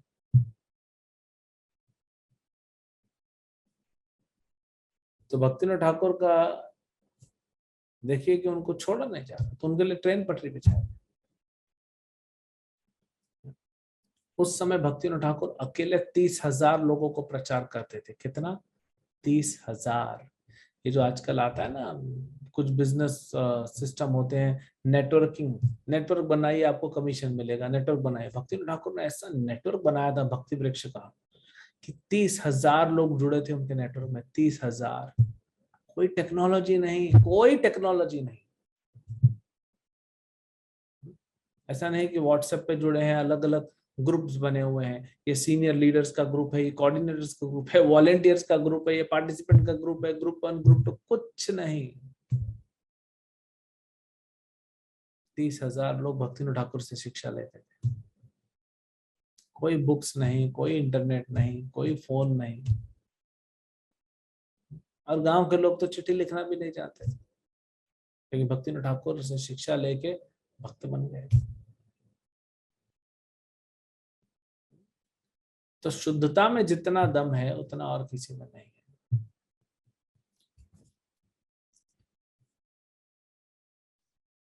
भक्तिनोद ठाकुर ने नवद्वीप में अलग अलग जगह लीला स्थलियों को ढूंढा, और नवद्वीप मंडल परिक्रमा होता है इस्कॉन के द्वारा और दूसरे गौड़ी मठ के द्वारा, ये 7 दिन का। इसका जो विजन था वो भक्तिनोद ठाकुर का था। उन्होंने भक्ति सिद्धांत ठाकुर से कहा था कि पूरे नवद्वीप का परिक्रमा, जैसे ब्रज का परिक्रमा होता है, नवद्वीप का परिक्रमा कराओ, ऐसा आयोजन करो कि लोग करें, लोग आए दूर दूर से नवद्वीप परिक्रमा करने के लिए। भक्तिनोद ठाकुर ने 100 से ज्यादा भजन लिखे और 100 से ज्यादा पुस्तकें लिखी। भक्तिनोद ठाकुर के पुस्तकों का अगर सिर्फ टाइटल पढ़ लोगे तो चक्कर खा के गिर जाओगे। ऐसी ऐसी बुक, 10 मूल तत्व, 10 मूल तत्व पढ़ लो, हम आपको बोलते हैं आप 10 बार पढ़ लीजिए, 10 बार, और समझा दीजिएगा क्या है। जैव धर्म, ऐसे ऐसे उन्होंने बुक्स लिखे हैं जो दुनिया का अच्छे से अच्छे साइंटिस्ट जो है वो चकरा जाएगा। ये सिर्फ भक्त लोग समझ सकते हैं। 100 से अधिक ग्रंथ लिखे उन्होंने, 100 से अधिक भजन लिखे। हम जो गाते हैं जय राधा माधव, ये भक्तिनोद ठाकुर का है। हम गौर आरती गाते हैं, ये भक्तिनोद ठाकुर का है। उड़ीलो अड़ीरा पूरब भागे, जीव जागो जीव जागो, इतने भजन लिखे हैं। हम जब राजभोग आरती होती है, जब भगवान को भोग लगता है दोपहर में, उस समय जो आरती गाई जाती है वो भक्तिनोद ठाकुर ने लिखी है। हम दिन भर तो भक्तिनोद ठाकुर के भजन गा रहे हैं, सबसे ज्यादा भजन उन्हीं के। तो ये करके अभी भी उनको तो प्रचार पूरे दुनिया में पहचाना है ना। अभी तो ठीक है, थोड़ा बंगाल में प्रचार हो गया, थोड़ा पुरी में हो गया, लेकिन पूरे दुनिया में होना है। तो 1896 में, मतलब कितना, लगभग लगभग 68 साल की उम्र में, 58 साल की उम्र, 1896 में श्रील भक्तिनोद ठाकुर ने एक बुक लिखी, Lord Chaitanya, his life and precepts. भगवान चैतन्य महाप्रभु, उनका जन्म और शिक्षाएं। जन्म कर्म च में दिव्यम, जन्म और कर्म, ये उन्होंने बुक लिखी। और किस में लिखी? इंग्लिश में लिखी। पढ़े लिखे थे, हमारे आचार्य ऐसे ही नहीं है। तो इंग्लिश में उन्होंने वो बुक लिखी, Lord Chaitanya, his life and precepts, और 100 कॉपी बनवाई उसकी, अच्छी क्वालिटी की। और कहां भेजा पता है? दुनिया के 100 प्रमुख देशों में भेजा, पूरे दुनिया में 100 प्रमुख देशों में भेजा, लाइब्रेरीज, और बोले इसको रखिए, अब पढ़ाइए लोगों को। विश्वास देखिए भक्तिनोद ठाकुर का। कोई नहीं जानता दुनिया में चैतन्य महाप्रभु, आज भी नहीं जानते, इतना प्रचार होने के बाद भी चैतन्य महाप्रभु कौन है। लेकिन भक्तिनोद ठाकुर ने 1896 में किताब लिख के पूरी दुनिया में भेज दी। और 1896 में एक बहुत बड़ा कुछ हुआ। 1896 में ही अभय चरणारविंद भक्ति वेदांत स्वामी श्रील प्रभुपाद जी का जन्म हुआ। और 2021 हम 125वां जन्म महोत्सव मना रहे हैं प्रभुपाद का। तो इसी साल 1896 में 125 साल हो गए जब भक्तिनोद ठाकुर ने वो बुक भेजी थी दुनिया भर में। क्या विजन था हमारे आचार्यों का। अभी भी हमारे आचार्यों का विजन देखिए, छोटा सोचते ही नहीं। प्रभुपाद जी बोले मेरे को एक बीमारी है। भक्तों ने पूछा क्या बीमारी है? बोले मैं छोटा सोच ही नहीं सकता हूं। प्रभुपाद के विजन तो देखिए, सिर्फ 7 पर्पसेस ऑफ इस्कॉन पढ़े, आपको पता पड़ेगा। कभी हम लेंगे 7 पर्पसेस, याद दिलाइएगा। प्रभुपाद ने 7 पर्पसेस जब इस्कॉन बनाया था, दिया था। क्या विजन है प्रभुपाद का, छोटा सोचते ही नहीं। तो भक्तिनाथ ठाकुर 125 साल पहले भेज रहे, और आपको पता है उसमें से एक बुक यही lord Chaitanya his life and precepts, Prabhupada ji प्रचार कर रहे थे मॉन्ट्रियल में, और मॉन्ट्रियल के मैकगिल यूनिवर्सिटी में भक्तों को, प्रभुपाद जी के शिष्यों को लाइब्रेरी में ये बुक मिला था, भक्तिनाथ ठाकुर। तो देखा उन्होंने ठाकुर भक्तिनाथ लिखा हुआ, भक्त बड़े गदगद हो गए, जाके प्रभुपाद को देखा, प्रभुपाद बड़े प्रसन्न हो गए। प्रभुपाद ने कहा कि भक्तिनाथ ठाकुर यहाँ पे पहले आ चुके हैं, इसीलिए हम प्रचार कर पा रहे हैं। नम्रता है प्रभुपाद जी। भक्तिनाथ ठाकुर अपनी वाणी से वहां पहुंच गए हैं।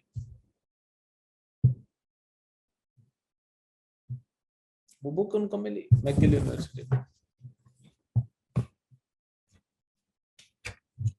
अब अगर बात करें तो डिसिप्लिन, थोड़ा सा हम उनका शेड्यूल का बात करते हैं, क्योंकि हमारे पास बहुत सारे गृहस्थ भक्त हैं, प्रभु जी टाइम नहीं है, टाइम नहीं है, टाइम नहीं है। थोड़ा इनका हम शेड्यूल का चर्चा करते हैं। रात को 10 बजे भक्तिनाथ ठाकुर उठते थे। कोई बोलेगा प्रभु जी आपने गलत बोल दिया। नहीं, गलत नहीं बोला, सही बोला। रात को 10 बजे से लेकर सवेरे 4 बजे तक 6 घंटा भक्तिनाथ ठाकुर लिखते थे। ये इतने सारे ग्रंथ और इतने सारे भजन इन्होंने लिखे हैं रात को 10 से सवेरे 4 बजे तक। और सवेरे 4 बजे से लेकर 4:30 बजे तक आधा घंटा भक्तिनाथ ठाकुर विश्राम करते थे। कितना? आधा घंटा विश्राम करते थे। हम भी 4 से 4:30 सोते हैं ना, लेकिन हम लोग सोना चालू करते रात को और सोते रहते हैं 4:30 तक। मंगल आरती हो जाता है, सोते रहते हैं। और 4:30 से 7 ब्रह्म मुहूर्त के समय भक्तिनाथ ठाकुर जप करते थे 2.5 घंटा, 2.5 घंटा जप करते थे। फिर 7 बजे से 7:30 बजे तक वो चिट्ठियों का जवाब देते थे।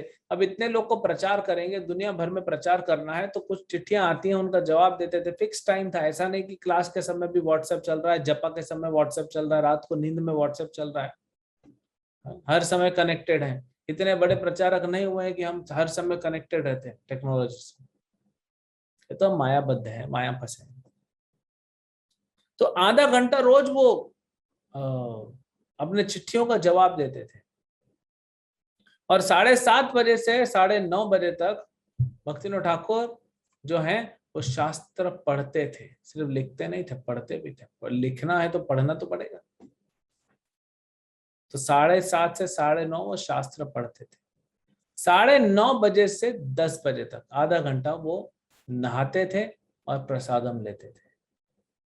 हमको तो नहाने में, बाथरूम जाने के लिए आधा घंटा लग जाता है, आधे घंटे में नहा के प्रसाद भी ले लेते थे। देखिए, जो व्यक्ति भगवत धाम जाना चाहता है, जो भगवान को प्राप्त करना चाहता है, वो समय नहीं गंवाएगा, व्यर्थ में समय नहीं गंवाएगा। शुद्ध भक्तों का एक लक्षण है अव्यर्थ कालत्वम।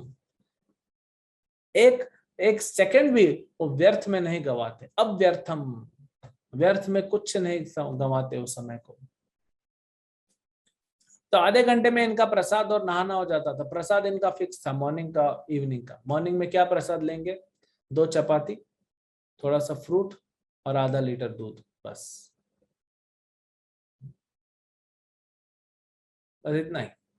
ऐसा नहीं कि और शाही पनीर लेके आओ, आज भिंडी का सब्जी बनाओ, आज बेबी कॉर्न बनाओ, ये बनाओ, वो बनाओ, नहीं। आधा लीटर दूध, थोड़ा सा फ्रूट और 2 चपाती, ये फिक्स डेली। फिर 10 बजे हो गया। 10 बजे से 1 बजे तक 3 घंटा अपने ऑफिस जाते थे कोर्ट में और वहां ड्यूटी करते थे। फिर 1 बजे से 2 बजे तक थोड़ा रेस्ट लेते थे, क्योंकि अभी तो आधा घंटा ही विश्राम हुआ ना, तो थोड़ा तो चाहिए विश्राम। हम तो रात को 6 घंटा सो जाए तो भी दिन में 1 घंटा फिर भी लग जाता है, 1-2 घंटा। अब भक्तिनाथ ठाकुर पूरी रात जागे हैं ऑफिस का काम कर रहे हैं, आप एक रात जाग के देखिए, अगले दिन दिमाग काम नहीं करेगा, बुद्धि काम नहीं करती है। भगवान कपिल देव कहते हैं, प्रभुपाद जी लिखते हैं उसमें तात्पर्य में, कि अगर हम सोएंगे नहीं प्रॉपरली तो बुद्धि काम नहीं करेगी। ये आचार्य अलग है, अलग लेवल है इनका। आप एक दिन रात को जागिए और देखिए, अगले दिन बुद्धि काम करती, गुस्सा करेंगे, चिड़चिड़ापन करेंगे, कुछ काम नहीं होगा, लोगों से झगड़ा ही करेंगे सिर्फ। और 2 दिन जाग के देखिए क्या होगा। तीसरे दिन तो मोहल्ले वाले उठा के आपको थाने में डाल देंगे। बॉम्बे में एक एरिया है थाने, वहां पे बहुत बड़ा है पागल खाना। आउट हो जाएगा, हमारा काम नहीं करेगा सिस्टम, अगर हम सोएंगे नहीं तो। इसीलिए तो जिनको नींद नहीं आती उनको जैसे तैसे सुलाया जाता है। लोरी से काम चलाओ, नहीं तो गोली से काम चलाओ, सुलाओ इसको, ज़ॉम्बी हो जाएंगे हम लोग, नींद में आएगा तो 1 घंटे आते थे, उस 1 घंटे में थोड़ा रेस्ट लेना। हाँ, और 2 से 5 फिर जाएंगे ऑफिस, फिर कोर्ट में जाएंगे अपनी ड्यूटी करने। 5 से 7 तक जो संस्कृत के ग्रंथ हैं उनको बंगाली में ट्रांसलेट करते थे, रात को भी करते थे और फिर अभी करते थे। और 7 से 8, रात को 7 से 8 इसमें नहाना, प्रसाद लेना। अब रात को प्रसाद क्या लेते थे? आधा लीटर दूध, 2 चपाती और राइस। सवेरे आधा लीटर दूध, 2 चपाती और फ्रूट। रात को फ्रूट नहीं लेते, राइस लेते। आधा लीटर दूध, थोड़ा सा राइस और 2 चपाती, फिक्स। कितना अच्छा है ना? माताओं के लिए कितना अच्छा है, अगर प्रभु जी सब सारे प्रभु जी ऐसे ही हो जाएंगे तो टेंशन नहीं। 4 चपाती बनानी है, 2 अपने लिए, 2 प्रभु के लिए। 1 लीटर दूध बॉईल करना है और थोड़ा सा राइस बनाना है, कितना अच्छा। हाँ, छोटा सा बेबी किचन बनाते ना, उसमें छोटे से उसमें सब हो जाए। न बर्तन धोने का झंझट, न कुछ झंझट, न बाजार से धनिया लेके आओ, न मसाले कूटो बैठ के, कुछ नहीं। सात्विक जीवन, लेकिन होगा नहीं। अगर प्रभु ऐसे करेंगे तो माता खुद नहीं करेगी। तपस्वी जीवन है। आपको प्यास लगे ना, सिर्फ दूध पी के देखिए, नहीं पी पाएंगे, पानी ही चाहिए। और फिर रात को 8 से 10 2 घंटा रेस्ट लेते थे। तो टोटल अगर दिन का देखा जाए तो भक्तिनाथ ठाकुर 24 घंटे में 6 घंटा काम करते थे। जपा और पढ़ना, मतलब जप करना और शास्त्र पढ़ना 4.5 घंटा। सोना, आराम करना 3 घंटा। और लिखना, ग्रंथ लिखना 8.5 घंटा। हम तो इसमें से सिर्फ वो जपा अच्छे से कर ले, थोड़ा 1 घंटा ग्रंथ पढ़ ले, 1 घंटा कथा सुन ले, बहुत है हमारे लिए। इतना भी नहीं हो पा रहा हमसे। हम बोलते टाइम नहीं, टाइम नहीं। टाइम की कोई कमी नहीं, हम एफिशिएंट नहीं। हम टाइम को, बहुत सारा टाइम को हम व्यर्थ में गवाते हैं। बहुत समय हमारा व्यर्थ में जा रहा है। तो ये भक्तिनाथ ठाकुर का शेड्यूल, ये डिसिप्लिन है। देखिए उनका डिसाइपल मतलब डिसिप्लिन। हमारे में डिसिप्लिन नहीं है हमारी लाइफ में। हमारा कितना टाइम, आप सिर्फ, मैंने आपको शायद ये एक्सरसाइज दिया था अभी, मैंने आपको आज ऑलरेडी कितना एक्सरसाइज दिया।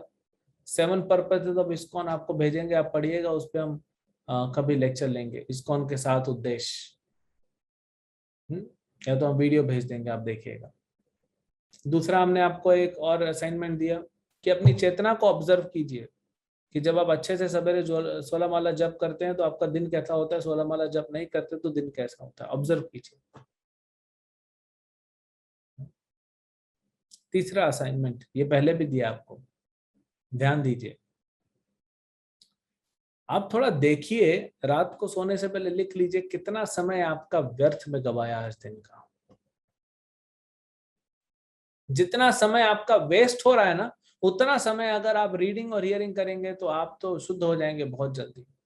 इतना समय हमारा वेस्ट हो रहा है, कई बार तो सोचने में, कई बार कुछ करने में, बहुत हमारा समय व्यर्थ हो रहा है। आप रोज रात को सोने से पहले एक काम कीजिए, कितना घंटा या कितने मिनट आपके वेस्ट हुए वो लिखिए, आप हैरान हो जाएंगे। आप लिखना छोड़ देंगे, नहीं नहीं इतना घंटा मेरा वेस्ट हो गया, लिखने से और डिप्रेशन आ जाएगा, बोले इतना वेस्टेज कैसे कर सकते हैं। मतलब समय बहुत है हमारे पास, समय की कमी नहीं है। कमी कहाँ पे है? कमी डिसिप्लिन में हमारे। और भक्तिनाथ ठाकुर हमें डिसिप्लिन सिखाते हैं।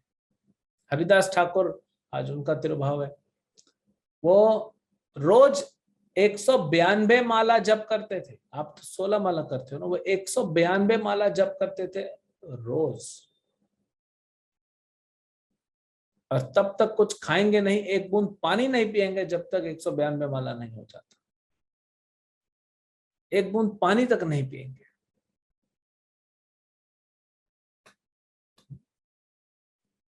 तो ये डिसिप्लिन की आवश्यकता है।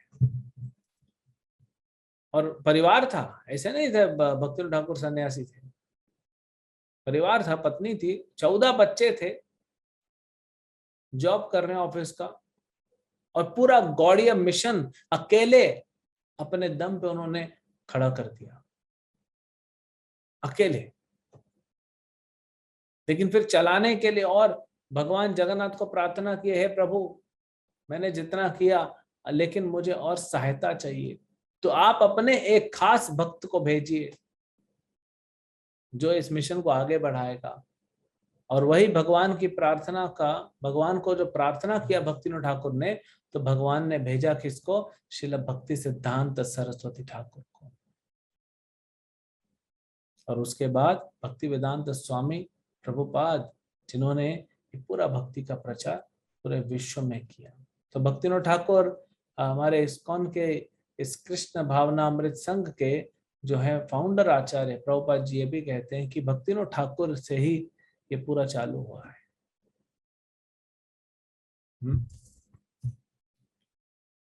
भक्तिनोद ठाकुर का 3 भविष्यवाणी उन्होंने की थी, 3 भविष्यवाणी।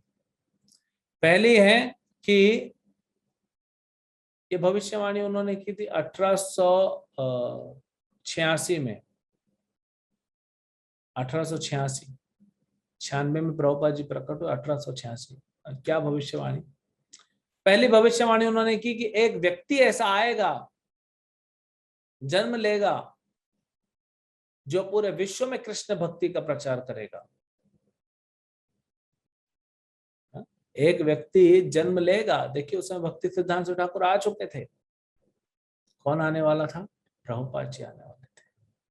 तो एक व्यक्ति ऐसा आएगा, एक भक्त भगवान का प्रकट होगा आगे चल के, जो पूरे विश्व में कृष्ण भक्ति का और चैतन्य महाप्रभु के इस संदेश का प्रचार करेगा। दूसरी भविष्यवाणी कि एक समय आएगा जब पूरे दुनिया में, पूरे पृथ्वी पे हर जगह हरिनाम संकीर्तन होगा, हरे कृष्ण कृष्ण कृष्ण हरे हरे, हरे राम राम राम हरे हरे। ये हरे कृष्ण महामंत्र का गान होगा, कीर्तन होगा, पूरे विश्व में हो रहा है, प्रभुपाद जी ने किया।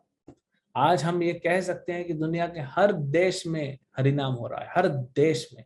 अगर हर शहर और हर गांव तक तो पहुंचे नहीं, अभी पहुंचना है। हाँ? आप लोग के लिए सेवा छोड़ी है ना, हम लोग के लिए सेवा छोड़ी प्रभुपाद ने। हर चीज प्रभुपाद करेंगे तो फिर हमारा उद्धार कैसे होगा? तो हमको भी आगे बढ़ना है। हाँ? क्यों? महाप्रभु का ये इच्छा है, नगर आदि ग्राम सर्वत्र प्रचार हो मोरो नाम। हर नगर में, हर गांव में महाप्रभु के नाम का प्रचार होगा, हरे कृष्ण कीर्तन का प्रचार होगा। लेकिन अभी हम पहुंचे नहीं, टाइम लगेगा। महाप्रभु खुद नहीं कर सकते क्या? कर सकते हैं, हमारे लिए सेवा छोड़िए। और तीसरी भविष्यवाणी भक्तिनोद ठाकुर ने की थी कि पूरे यूरोप से और अमेरिका से, फ्रांस, जर्मनी, इंग्लैंड, अमेरिका, हर जगह से वैष्णव आएंगे। कहाँ पे आएंगे? नवदीप मायापुर धाम में आएंगे। और ये सारे अमेरिका और यूरोप के वैष्णव बंगाली वैष्णव के साथ मिलके नाचेंगे और गाएंगे। क्या गाएंगे? जय सचिनंदन गौर हरि, जय सचिनंदन गौर हरि। और जब इनकी भविष्यवाणी को 100 साल हो गए थे, 1986 में इस्कॉन ने बहुत सारे भक्तों को यूरोप और अमेरिका से बुलाया था, और बंगाल के भक्तों ने बहुत जोर धमाकेदार कीर्तन किया था जय सचिनंदन गौर हरि का उद्घोष करते हुए। कहाँ पे? मायापुर में। ये भविष्यवाणी थी किसकी? भक्तिनोद ठाकुर। ये 3 भविष्यवाणी उन्होंने की थी।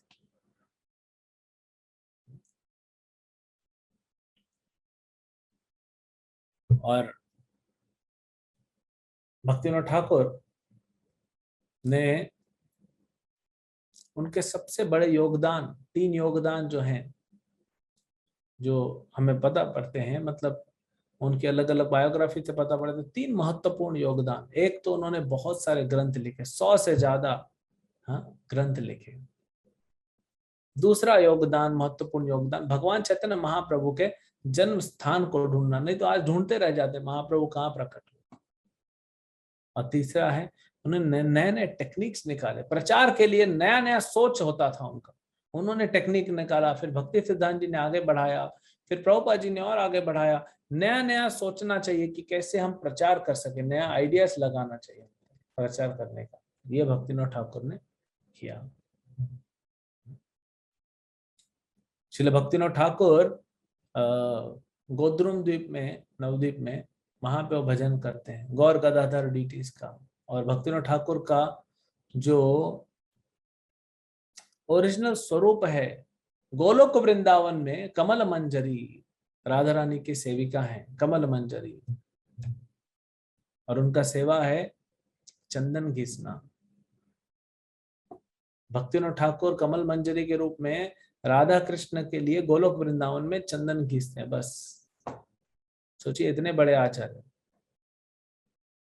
तो वहां पे तो अगर आपको कुछ वहां तो जाना ही, कुछ भी सेवा मिल जाए। तो ऐसे आचार्यों का हमको पालन करना पड़ेगा, डिसिप्लिन लाना पड़ेगा। मजाक नहीं है। आप ये नहीं बोल सकते चलो मैं थोड़ा सा जप कर लेता हूँ, इधर उधर मन भटकाते हुए, थोड़ा कुकिंग करते हुए कर लेता हूँ, थोड़ा व्हाट्सएप चलाते हुए, थोड़ा टीवी देखते हुए, थोड़ा बाइक चलाते हुए, थोड़ा न्यूज देखते हुए, थोड़ा पेपर पढ़ते हुए, थोड़ा ऑफिस में काम करते करते जप कर लेता हूँ, और गोलोक वृंदावन जाऊंगा, राधा कृष्ण के साथ बढ़िया लीला में सम्मिलित हो जाऊंगा। तो आप दिन में सपना देख रहे हो और कुछ नहीं कर रहे हैं। इतना हल्का नहीं है। हम कल आ रहे थे, कुछ भक्तों के साथ हम प्रचार के लिए गए थे, तो लौट रहे थे, यहीं जुहू में मंदिर के पास एक सिग्नल है जेवीपीडी, और वहां पे एक व्यक्ति का, उसका दुकान है एंटीक पीसेस, अरे अच्छे अच्छे आर्टिक क्राफ्ट वो बेचता है। तो उसका दुकान है छोटा सा, लेकिन वो बहुत सारा सामान बाहर रखता है कि पब्लिक देखेगी तो खरीदेगी। तो मैं भक्तों को बोल रहा था, देखिए सिर्फ थोड़ा पैसा कमाने के लिए, 2 वक्त का इसको रोटी मिल जाए, इसके परिवार को रोटी मिल जाए, इतना सामान इसको बाहर निकालना पड़ता है। बहुत सारे दुकान वाले होते हैं, पूरा रात को अंदर करना पड़ता है, और सब कांच का सामान है, टूट गया तो गया, जितना कमाया नहीं उतना नुकसान हो जाए। तो मैंने कहा सिर्फ अपने परिवार को और अपने को 2 वक्त का रोटी खिलाने के लिए ये व्यक्ति इतनी मेहनत कर रहा है। सोचिए हमको भगवत धाम जाने के लिए कितनी मेहनत करनी चाहिए। इतना आसानी से नहीं होगा, डिसिप्लिन लाना पड़ेगा, डिटर्मिनेशन लाना पड़ेगा। संक्षिप्त में बताया, क्या करें, भक्तिविनोद ठाकुर के बारे में इतना है, इतना लिखा है, डिस्कस करेंगे तो बहुत टाइम निकल जाए, तो थोड़ा संक्षिप्त में बताया। और हरिदास ठाकुर का मैंने आपको थोड़ा सा बताया, उनका तिरुभाव दिवस आज है, फिर देखते हैं उनके बारे में हम चर्चा करेंगे। अभी हम एक भजन गाएंगे, आपके स्क्रीन पर डिस्प्ले होगा। बड़ा सुंदर भजन है भक्तिविनोद ठाकुर का। अलग अलग भजन लिखे उन्होंने, नाम के लिए भजन है, हाँ, लेकिन ये वाला भजन थोड़ा डिफरेंट है। मैं चाहता हूँ ये गाएं और हम प्रचार थोड़ा इसको समझने का प्रयास करेंगे। तो मैं 2-2 लाइन गाऊंगा और आप लोग पीछे दोहराएंगे।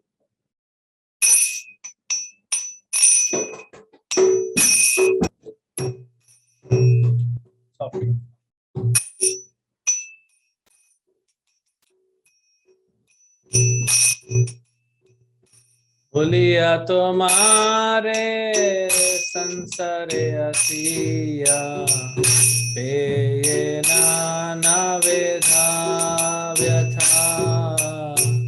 गाइए। भूलिया तुम्हारे संसारे असिया, पेये नाना वेधा व्यथा। तुम्हार चरणे আসিয়া আমি, বলিব দুঃখের কথা। তোমার চরণে আমি আসিয়াছি আমি, বলিব দুঃখের কথা। जननी जठरे शिलामय खाना, विषम बंधन पाशे। जननी जठरे शिलामय खाना, विषम बंधन पाशे। एक बार प्रभु देखा दिया मोरे, वांछिले दीन दासे। एक बार प्रभु देखा दिया मोरे, वांछिले दीन दासे। तखन भवीनो जन्म पाइया, गरीब भजन तब। तखन भवीनो जन्म पाइया, गरीब भजन तब। जन्म हईल पड़ी माया जाले, न हईल ज्ञान लाभ। जन्म हईल पड़ी माया जाले, न हईल ज्ञान लाभ। आदेरे रचेले स्वजनेर कोले, हसिया काटनु काल। आदरे रचेले स्वजनेर कोले, हसिया काटनु काल। जनक जननी स्नेहते भूलिया, संसार लागिलो भाल। जनक जननी स्नेहते भूलिया, संसार लागिलो भाल। क्रमे दिन दिन बालक हइया, खेलिनु बालक साह। क्रमे दिन दिन बालक हइया, खेलिनु बालक साह। हर किछु दीने ज्ञान उपजिलो, पाठ पढ़िया हरा। हर किछु दीने ज्ञान उपजिलो, पाठ पढ़िया हरा।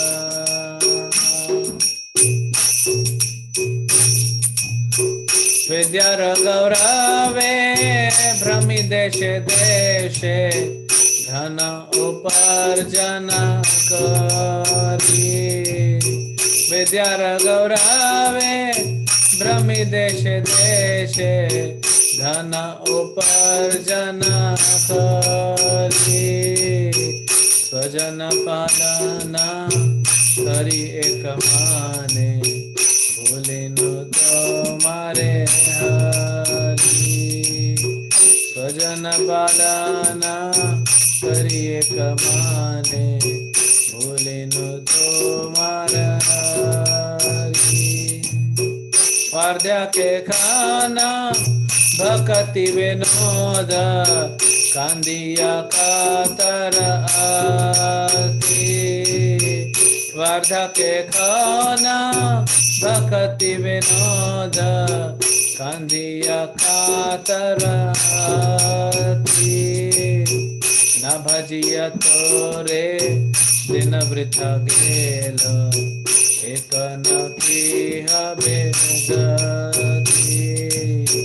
न भजिया तोरे दिन वृथा गेलो, एक न की बेगती। हरे कृष्णा राम हरे राम, राम राम हरे हरे।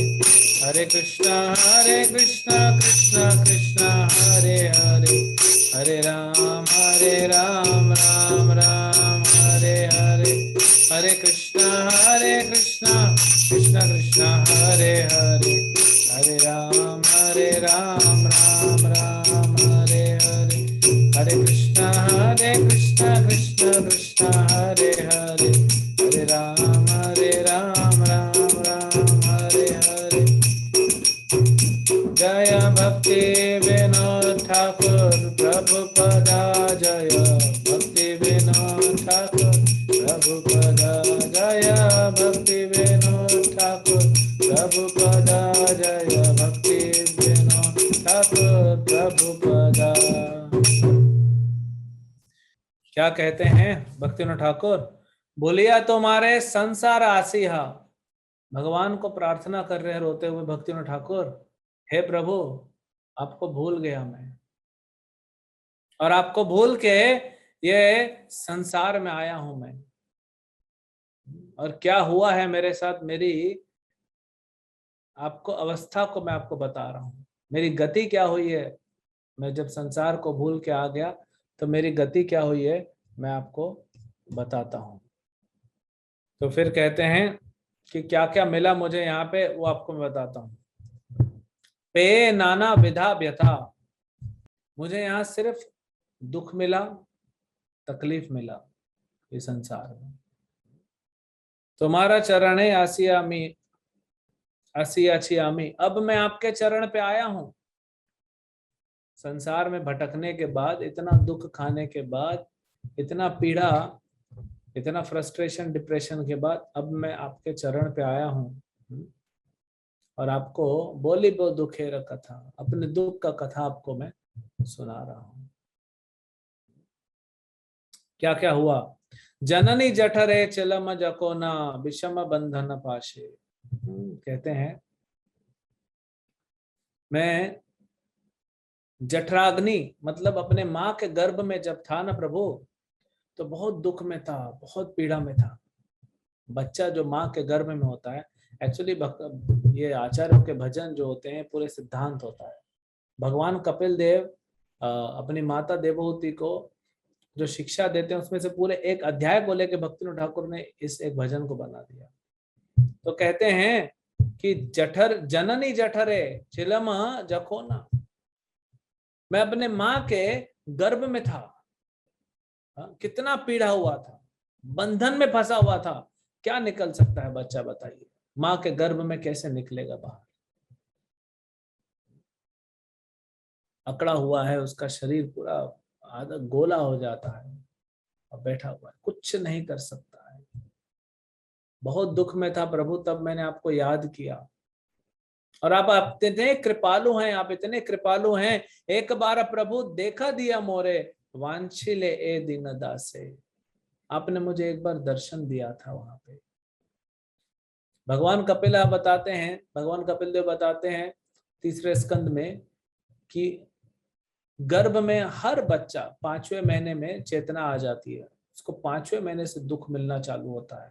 5वां, 6वां, 7वां, 8वां, 9वां, 5 महीना उसको दुख मिलता है, पीड़ा मिलती है, तड़पता है वो अंदर। ये जो कहते हैं ना कि बच्चा पैर मार रहा है, ये कर रहा है, वो तड़प रहा है अंदर, दुख भुगत रहा है।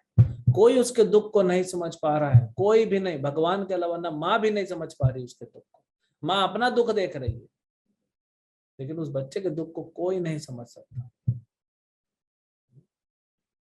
भगवान ही सिर्फ हमारे दुख को समझ सकते हैं। हम तो अभी भी हमारे दुख को कोई नहीं समझ सकता। पति पत्नी के दुख को नहीं समझ सकती, पत्नी पति के दुख को नहीं समझ सकती, माँ बाप बच्चे के दुख को नहीं समझ सकते, बच्चे माँ बाप के दुख, कोई किसी के दुख को नहीं समझ सकता। सिर्फ भगवान ही समझ सकते हैं। तो इसीलिए भगवान के पास ही आना चाहिए। इसलिए वो बोलते हैं भक्त ठाकुर कि मैं अभी आपके पास आया हूं, बोली वो दुखेर कथा। अपने दुख की कथा किसको सुनाऊं? कोई नहीं समझ सकता संसार में मुझे। मैं अकेला था, अकेला हूं, अकेला ही रहूंगा। कुछ भक्त बोलते हैं, भक्त नहीं, कुछ लोग हमें फोन फोन करके बोलते हैं, कल एक मैसेज आया था, प्रभु मैं बहुत अकेला हूं संसार में। मतलब कौन अकेला नहीं है भाई? सभी अकेले हैं। तुम बड़े भाग्यशाली हो कि तुम पहचान गए अकेले हो। जब तक हम ये नहीं सोचेंगे ना हम अकेले हैं, तब तक वैष्णवों का और भगवान कृष्ण की शरण नहीं लेंगे। जब आपको ये पूरा कन्विंस हो जाएंगे कि दुनिया में कोई और नहीं है, तभी तो भगवान का और भगवान के भक्तों का शरण लेंगे। नहीं तक तो अभी तक तो फिर टाइम पास भक्ति चल रहा है, मजाक मजाक में भक्ति कर रहे हैं थोड़ा बहुत। सीरियस कहाँ है? सीरियसनेस कब आएगा? जब ये स्थिति होगा आपका कि कोई नहीं है, भगवान और भगवान के भक्तों के अलावा इस संसार में कोई मेरा नहीं है। तो आपने तो भगवान कपिल देव बताते हैं कि जब दुख होता है तो जो बच्चा है वो भगवान को याद करता है। कौन याद कर सकता है? जो पुण्य आत्मा है, जिसने पूर्व जन्म में कुछ पुण्य किया है, कुछ भक्ति किया है, वो भगवान को याद कर सकता है। पापी व्यक्ति भगवान को याद नहीं कर पाएगा। और भगवान को याद करते वक्त भगवान को प्रार्थना करता है। क्या प्रार्थना करता है? हाँ, भगवान कपिल देव एक एक श्लोक में बताते हैं। प्रार्थना करता है बच्चा कि भगवान मैं यहाँ से जैसे माँ के गर्भ से बाहर निकलूंगा, एक ही काम करूंगा, आपकी भक्ति करूंगा और कुछ नहीं करूंगा। वही बोल रहे भक्ति ठाकुर, आपने मुझे दर्शन दिया था, और जो पुण्य आत्मा होती है उनको भगवान का दर्शन भी मिल जाता है।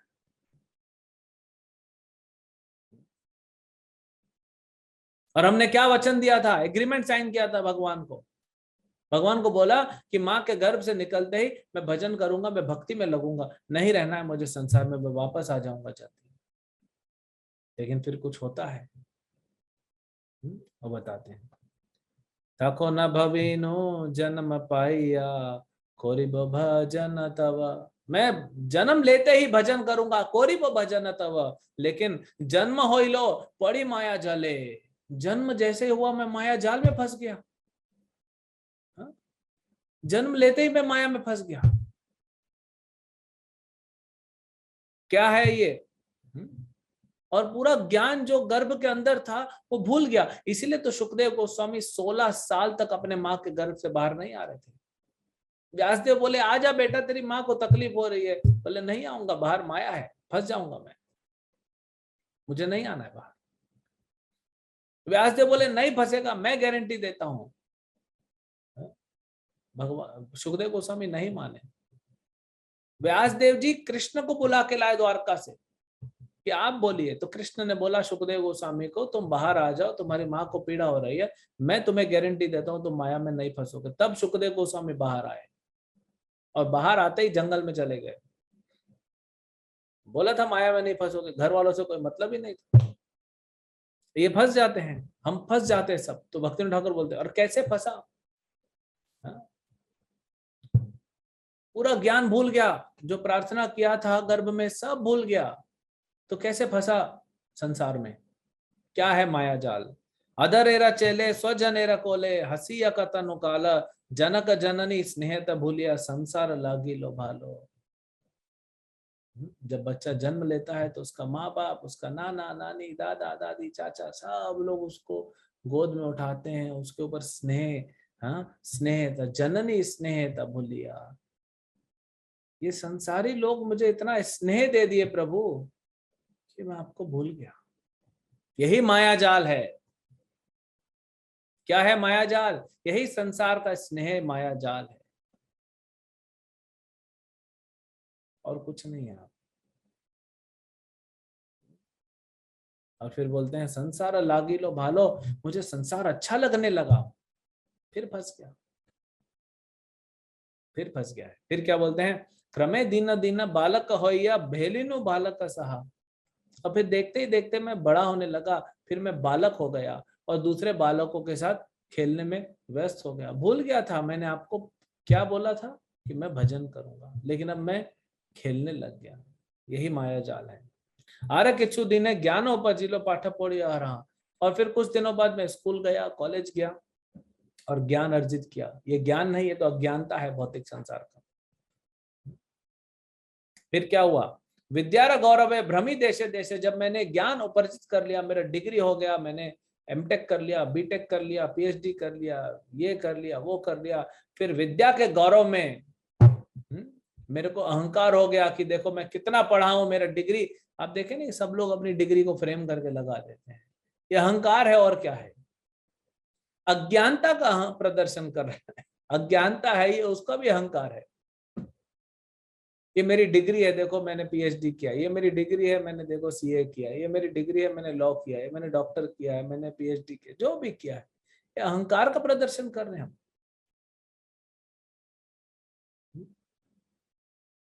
और फिर विद्या गौरवे, इस अहंकार से, विद्या के गौरव से भ्रमी देशे देशे में, हर गांव हर देश में गया, क्यों?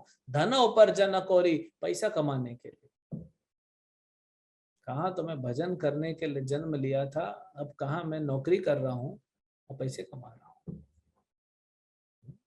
स्वजन पालना कोरी एक माने, भूली न तुम्हारे हरि। और अपने लोगों को पालन करने लगा, पैसा आया, अपने लोगों को पालन करने में, प्रभु मैं आपको भूल गया, आपको भूल के आया था मैं इस संसार में, गर्भ में प्रार्थना की थी भजन करूंगा, लेकिन जन्म होते फिर माया में पड़ गया, पूरा जीवन निकल गया। वार्धाक्य एक है नौ, भक्ति विनोद कांदिया करता आती। अब मैं बूढ़ा हो गया हूँ, ये भक्ति विनोद अब बूढ़ा हो गया है, और रोते हुए, कांदिया, कांदिया मतलब रोना, रोते हुए आपको प्रार्थना कर रहा है। क्या प्रार्थना कर रहा है? न भजिया तोरे दीना व्रत गेलो, एको न की हवे गति।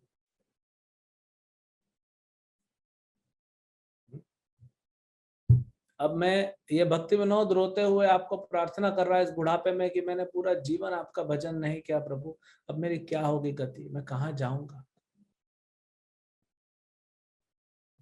ये भक्ति विनोद ठाकुर प्रार्थना कर, बहुत सुंदर और बहुत गहरा ये भजन है। बहुत सारे भजन थे, हमने ये चुना क्योंकि ये भजन हमको थोड़ा थोड़ा आंखें खुलेंगी और थोड़ा सीरियस होंगे भजन में, अपने जप में, अपने रीडिंग में। टाइम पास नहीं है भक्ति। अगर आपको इस संसार से छूट के भगवान को प्राप्त करना है तो ये टाइम पास नहीं कर सकते हम, यहाँ पे सीरियस होना पड़ेगा। हरे कृष्णा। श्रील भक्तिनाथ ठाकुर की जय। श्रील भक्तिनाथ ठाकुर आविर्भाव महामहोत्सव की जय। श्रील हरिदास ठाकुर तिरुभाव महामहोत्सव की जय। श्रील प्रभुपाद की जय।